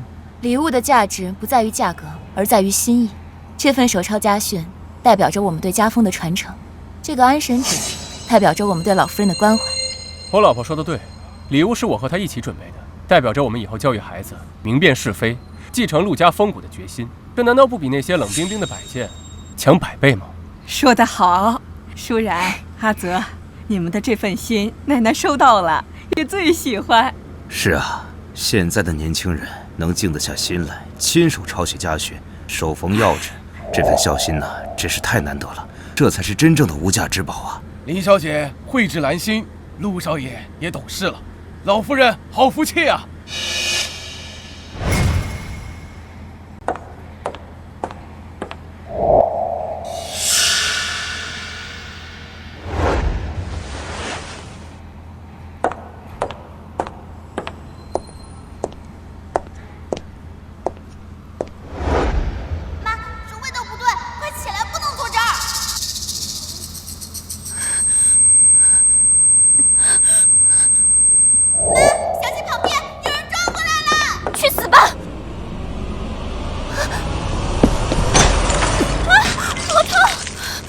来人，抓住他！林舒然，就算我今天死在这儿，我也绝不会让你好过，一起下地狱吧！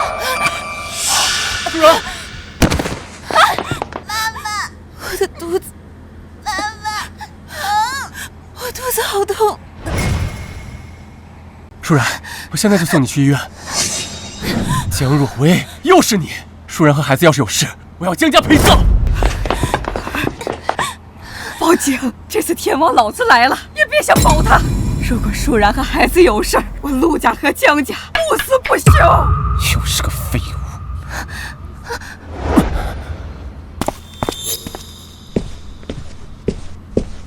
陆少，胎儿虽然暂时保住了，但是林小姐由于连续遭受惊吓撞击，还接触不明刺激源，有先兆早产和胎盘早胞的风险，必须立刻住院保留观察。保大人，无论如何一定要保大人。陆少放心，我们一定会竭尽全力。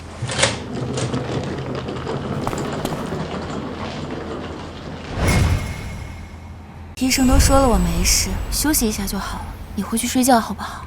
妈，爸爸看起来比昨天更糟糕了，他这么害怕，是不是产前焦虑了？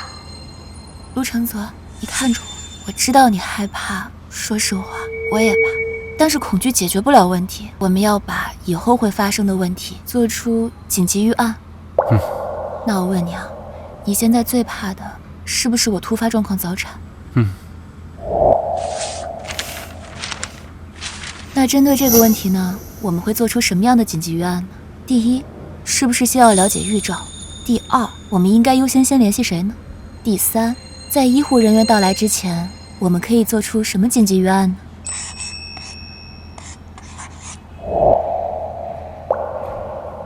好像真的没那么可怕。我们只要一起面对，就什么都不怕。一起。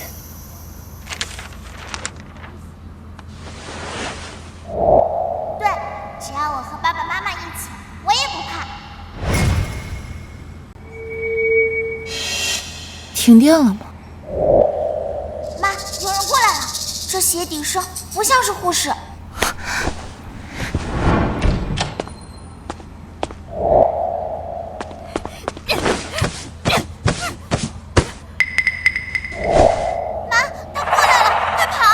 沈哥，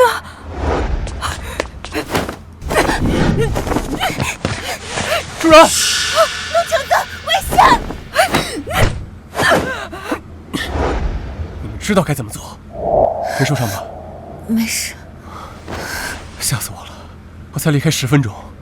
哇，爸爸刚才摔爆了，一脚就把坏蛋踢趴下来。不过妈妈，这个坏蛋是谁派来的呀？苏曼丽和江若薇这2个坏蛋不是已经去坐牢了吗？对，会是谁呢？陆少，这人确实是医院的保洁员，工龄3年，没有任何不良记录。他坚持称昨晚停电，担心病人有需要才进来看看，结果就被你给误会了。误会？他手里的针筒也是误会吗？他说他最近颈椎病犯了，在外面小诊所开了药，准备下班给自己打一针，随手放在口袋里的。小诊所开的药，在没有标签的针筒里，还专挑停电和我老婆睡着的时候摸黑精准扎向被子。院长，我看起来像智障吗？哼，这院长分明是在糊弄我们，这背后一定有问题。不，陆少，我不是这个意思，只是目前看来确实是没有直接的证据了。好的，院长，我知道了，麻烦了。谢谢林小姐的体谅，您放心，我们一定全力配合调查，加强防护。您休息，您休息。那保洁明显有问题，说不定停电也是他干的。妈妈，这里不安全了，我们不能再待在这里了。没有问题，或许就是最大的问题。陆承泽，这里不安全。我立刻安排你转院。不，转院动静太大，对方或许会有后手。我们只需要内部转移，越少人知道我换病房越好。好，都听你的，我来安排。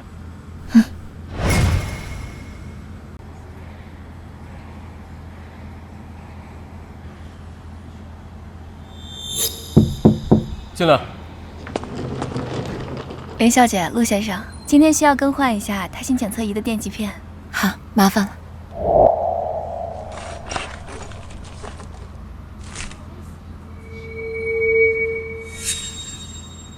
妈妈，这个护士阿姨刚刚在看什么啊？林小姐，一切正常，你好好休息，有什么需要随时按铃。刚刚那个护士编号807，张敏。他有问题？手法娴熟，但细节生疏。他打开电极片包装时，先用指甲挑了一下开口，这是老式包装的打开方式。可是新包装已经更换了3个月了。还有他进来的时候，目光在你送来的安胎素上停留了2秒钟，这不是他这个职位应该关注的药品。妈妈好厉害，而且那个阿姨走的时候，心跳比刚进来时快了一点点哦。我立刻去查。产妇胎心出现变异减速，有胎儿窘迫的可能，结合自觉胎动减少，不能排除胎盘早剥或其他隐性受压的可能，立刻送手术室，准备紧急剖宫产，快！家属请在外面等。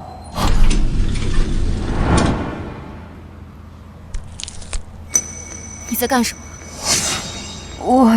我在做最后的药品检查，准备手术。常规药品检查需要覆盖原有标签，你这个标签的颜色和格式都不符合医院标准。我再问你最后一遍，这个标签是什么意思？陆承泽，想去哪儿啊？说，谁支持你的？你以为抓住我就结束了？别忘了，林舒然还在手术室。你猜我会是最后一条保险吗？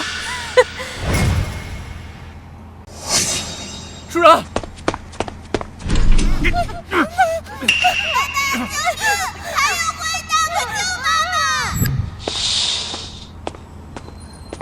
医生，刚刚那个护士，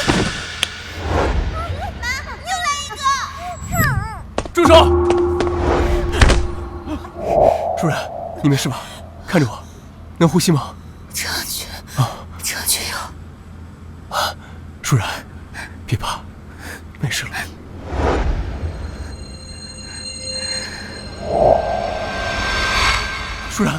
舒然。阿泽，你说这到底是怎么回事？舒然丫头怎么又会出意外，还昏迷不醒？我不是让你把人护好吗？奶奶，这是我和舒然商量好的。张敏是半个月前从分院调过来，手续齐全，背景干净，社会关系简单。但是她的表妹的个人账户前几天收到几笔海外的大额汇款。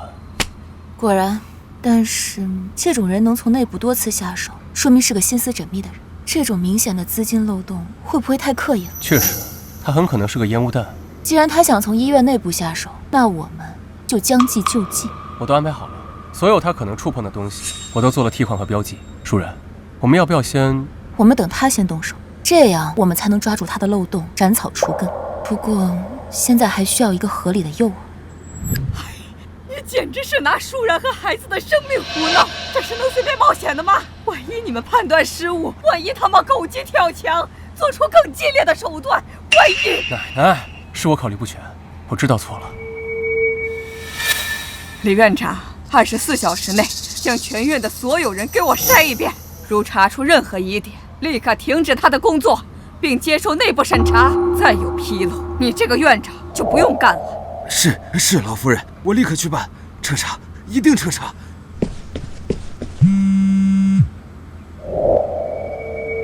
奶奶，麻醉医生和急诊护士都招了，支持他们的人是陆承轩。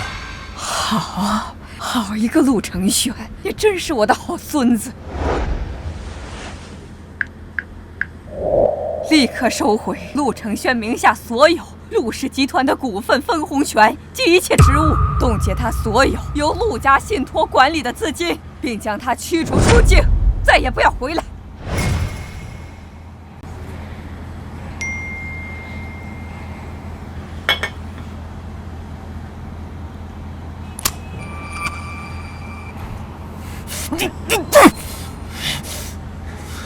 陆承泽、林舒然，想，这是你们逼我的。奶奶，舒然怎么还没有醒？不行，我得再找个专家看看。结巴，看看他能怎么说。陆承泽，你看看你干的好事，为了一个女人，害得你弟弟资产冻结，被驱逐出境。承泽，妈求你了，阿轩他只是一时糊涂，他是你亲弟弟呀，你帮他和奶奶求求情好不好？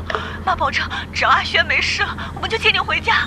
家，我的家有奶奶，有舒然和孩子就够了。陆承轩罪有应得，我不会为他求情的。也请你们以后不要再联系我。你这个逆子，冷血无情的畜生！你要是敢这么做，我们就当没生过你这个儿子。求之不得。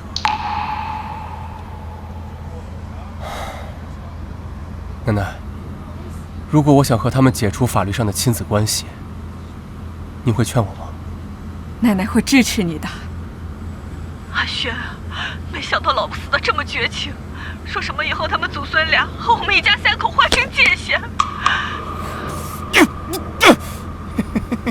好，陆承泽，端得好，我们就看看到底谁更狠。林舒然醒了，计划提前，等你事成之后，我会立刻安排你出境。等你的好消息。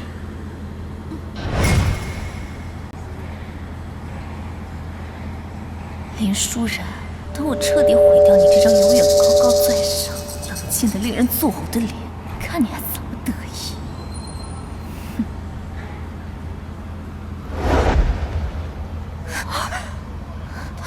他怎么躲开了？别动！这个坏女人泼的是硫酸，太恶毒了。还好妈妈早有所察觉，设下计中计，这招真是百试不爽。林舒然，你是怎么发现的？苏曼丽，你一紧张就摸耳垂的小习惯还是没有。你以为你伪装的天衣无缝，其实舒然第一眼就发现了你。抓住我有什么用？有本事你们找到陆承轩，承轩他会替我报仇的。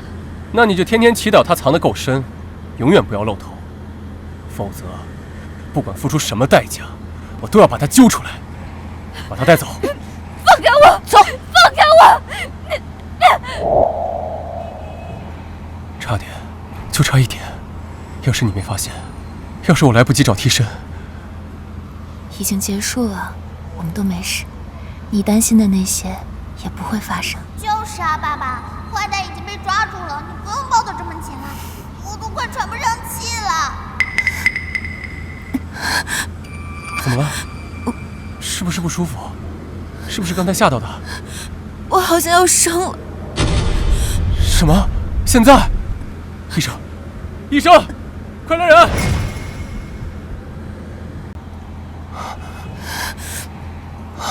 医生，如果出现意外，保大人，一定要保大人，孩子可以不要，一定要我老婆平安。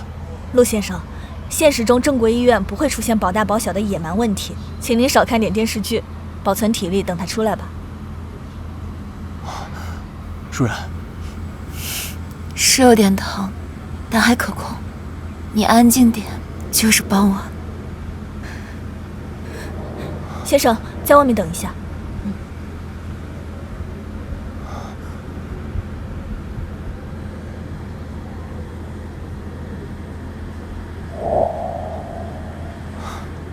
舒然，你真了不起，谢谢你为我付出这么多。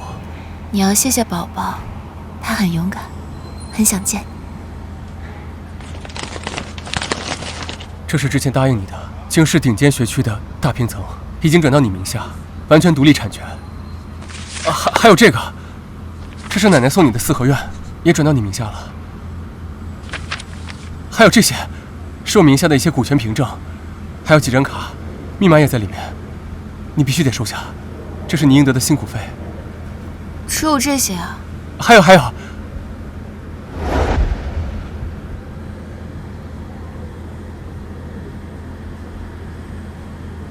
林舒然，我知道，我们最开始是因为一份各取所需的协议才在一起，但过了这么长时间，经历这么多事情，我早就不能没有你。舒然，你能给我一个名正言顺站在你和宝宝身边的机会吗？陆少，我们之间可是有协议的，结婚应该算是协议的附加条件吧。我之前说了我要考虑一下，你这是想单方面替我做决定？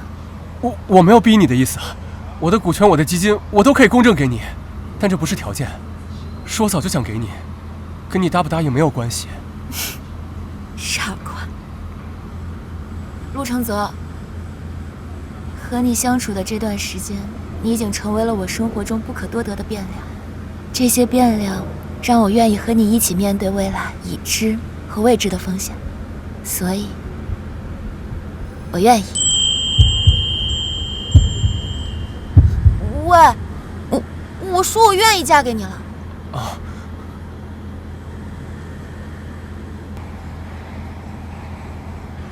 林舒然，我会用一辈子对你好，对宝宝好。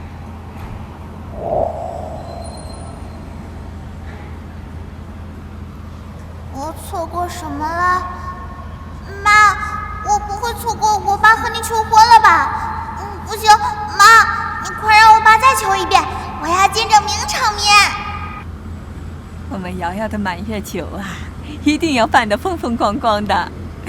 阿泽呀，请帖都发出去了吗？奶奶，你放心，我都安排好了。我要让所有人都知道，舒然是我陆承泽名正言顺的妻子，瑶瑶是我们陆家的掌上明珠。对，就这么官宣，让所有人知道本宝宝的地位。妈，这辈子我们终于不用再为钱和学籍发愁了。阿雪是你吗？你怎么样了？妈终于联系上你了，听妈的话，快离开京市吧。我和你爸还有一些基金，虽然不多，但够你在国外换个身份重新开始生活。重新开始？啊，你觉得我还有地方重新开始吗？我失去了一切，这一切都是拜陆承泽和林舒然所赐。可是阿雪留着青山在，我的青山已经被他们夷为平地了，妈。妈，如果你想认我这个儿子，你就往我之前给你的匿名账户里打钱。我需要钱来完成我想做的事情。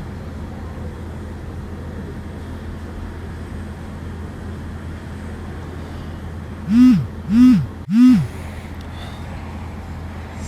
们毁了我的一切，凭什么你们能幸福呀？凭什么呀？陆承泽，林舒然，我要毁了你们最珍视的东西，让你们也尝尝什么叫生不如死。你买这么多，小孩子长得很快的，可能他来不及穿就变小了。小爷有钱，先让咱买大的，实在不行，每个尺码都买一件回去。陆承泽，之前我怎么没发现你这么有当女儿奴的潜质啊？那等我之后去单位报道了，你一个人在家，不得把宝宝宠上天啊？准备好为你们的宝贝收尸了。陆承轩，奶奶也收到了一模一样的消息。他同时给我们3个人发威胁短信，肯定是想制造恐慌，分散我们的注意力。如果他的目标是宝宝的话，那最危险的地方，会不会就是我们认为最安全的地方？或者他想声东击西，引我们集中力量，在别处下手。阿泽，以防万一，我们按 C 计划执行。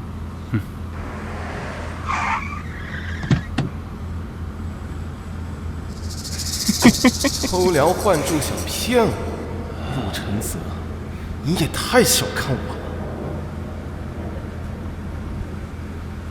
了。哎，你好，停一下啊，停一下。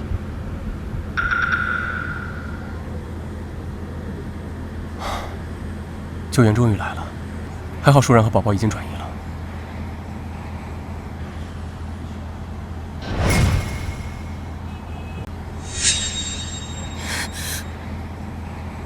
行了，林舒然，没想到吧？这最终赢家还是我！陆承轩，你到底想要什么？钱还是陆家，我都给你。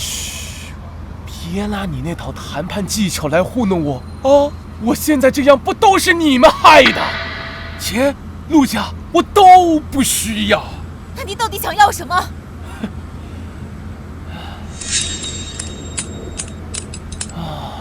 等陆承泽和那个小野种来了，你就知道了。孩子是无辜的，有什么你冲我来？那怎么能行呢？陆承泽为了你们这对母女，连我父母都不要了。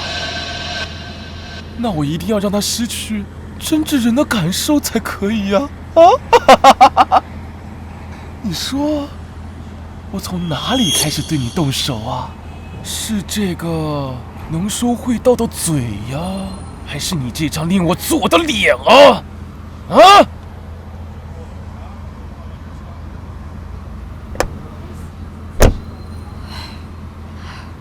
奶奶，你和宝宝待在车上，我进去吧。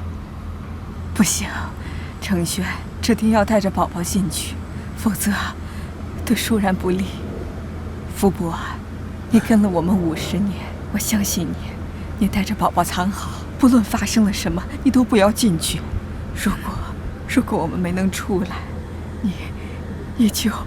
老夫人，你们一定能平安回来的，您放心。就算是我拼了这条命，也会保护好小小姐的。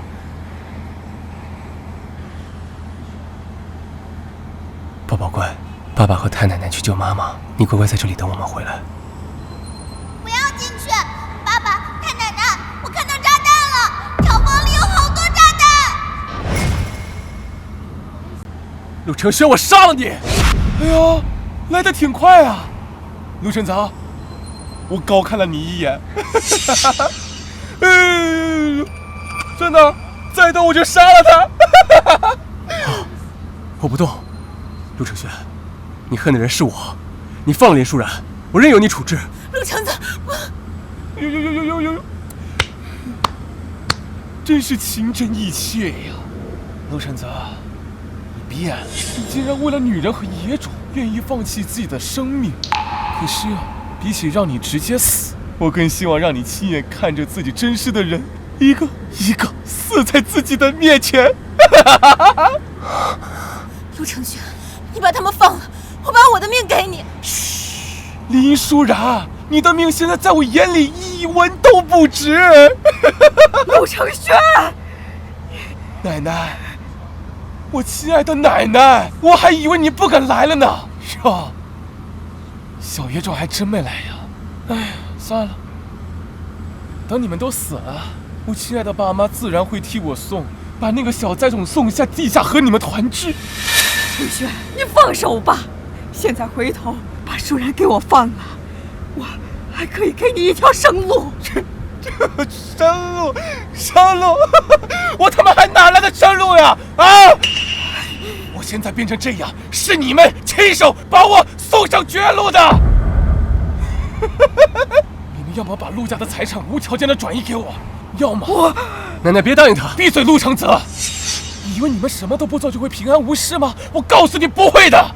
为了迎接你们这次团聚，我在这个厂房里面给你留了一个巨大的惊喜。只要我轻轻地按下这个按钮，就会砰，灰飞烟灭。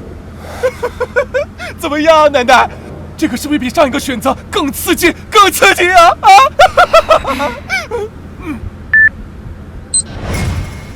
奶奶，只剩5分钟了，您快点做选择吧，是选择把陆家给我呢，还是咱们一起死啊？这是个孽障！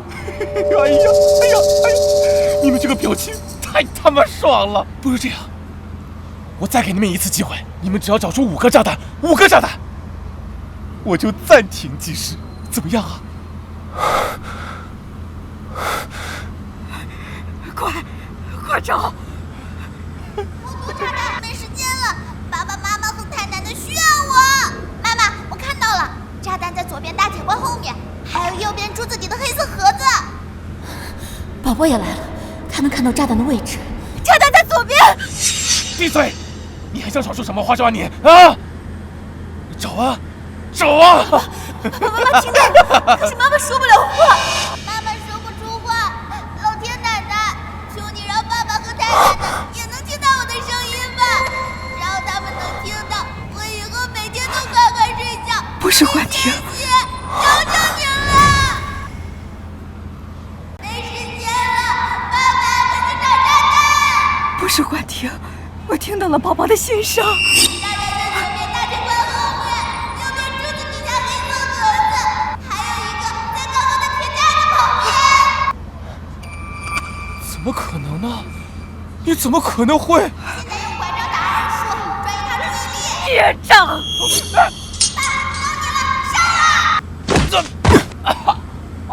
舒然，别怕，没事了，没事了。陆承泽，你救人有什么用啊？最重要一个炸弹你还没有找到呢。等时间到了，你们陪我他妈的一起死啊！宝宝已经尽力了，最后的炸弹我们只能自己找在哪儿了。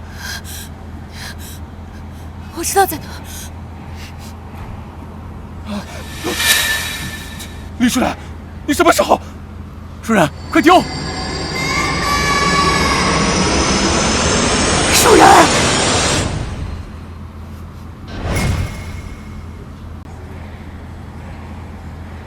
不可能！我费尽心思藏的炸弹，怎么会？承泽，你就认错吧。我们陆家已经给了你机会，只是你放不下嫉妒和贪念，才走到这一步。这都是你自己的选择。这一拳是为了舒然，这一拳是为了奶奶。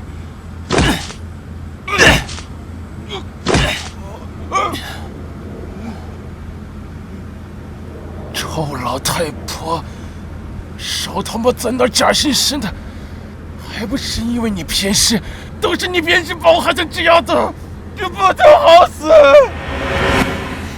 没事吧，舒然，没受伤吧？陆承泽，你舒然，还有那个小野种，我他妈做鬼也不会放过你们啊！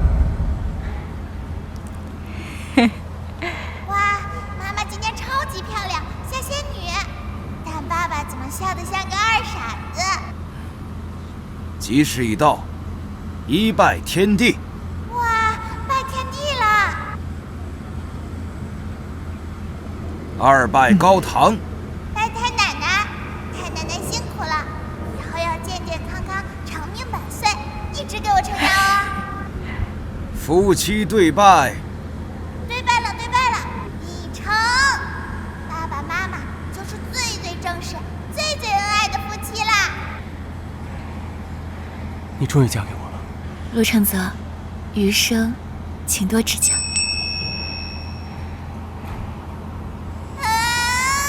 亲下去了吗？亲下去了吗？这个小电灯泡是一直画这么多吗？以后怕是话会越来越多，我们没有什么秘密能瞒住他。秘密？什么秘密？是不是我要有妹妹了？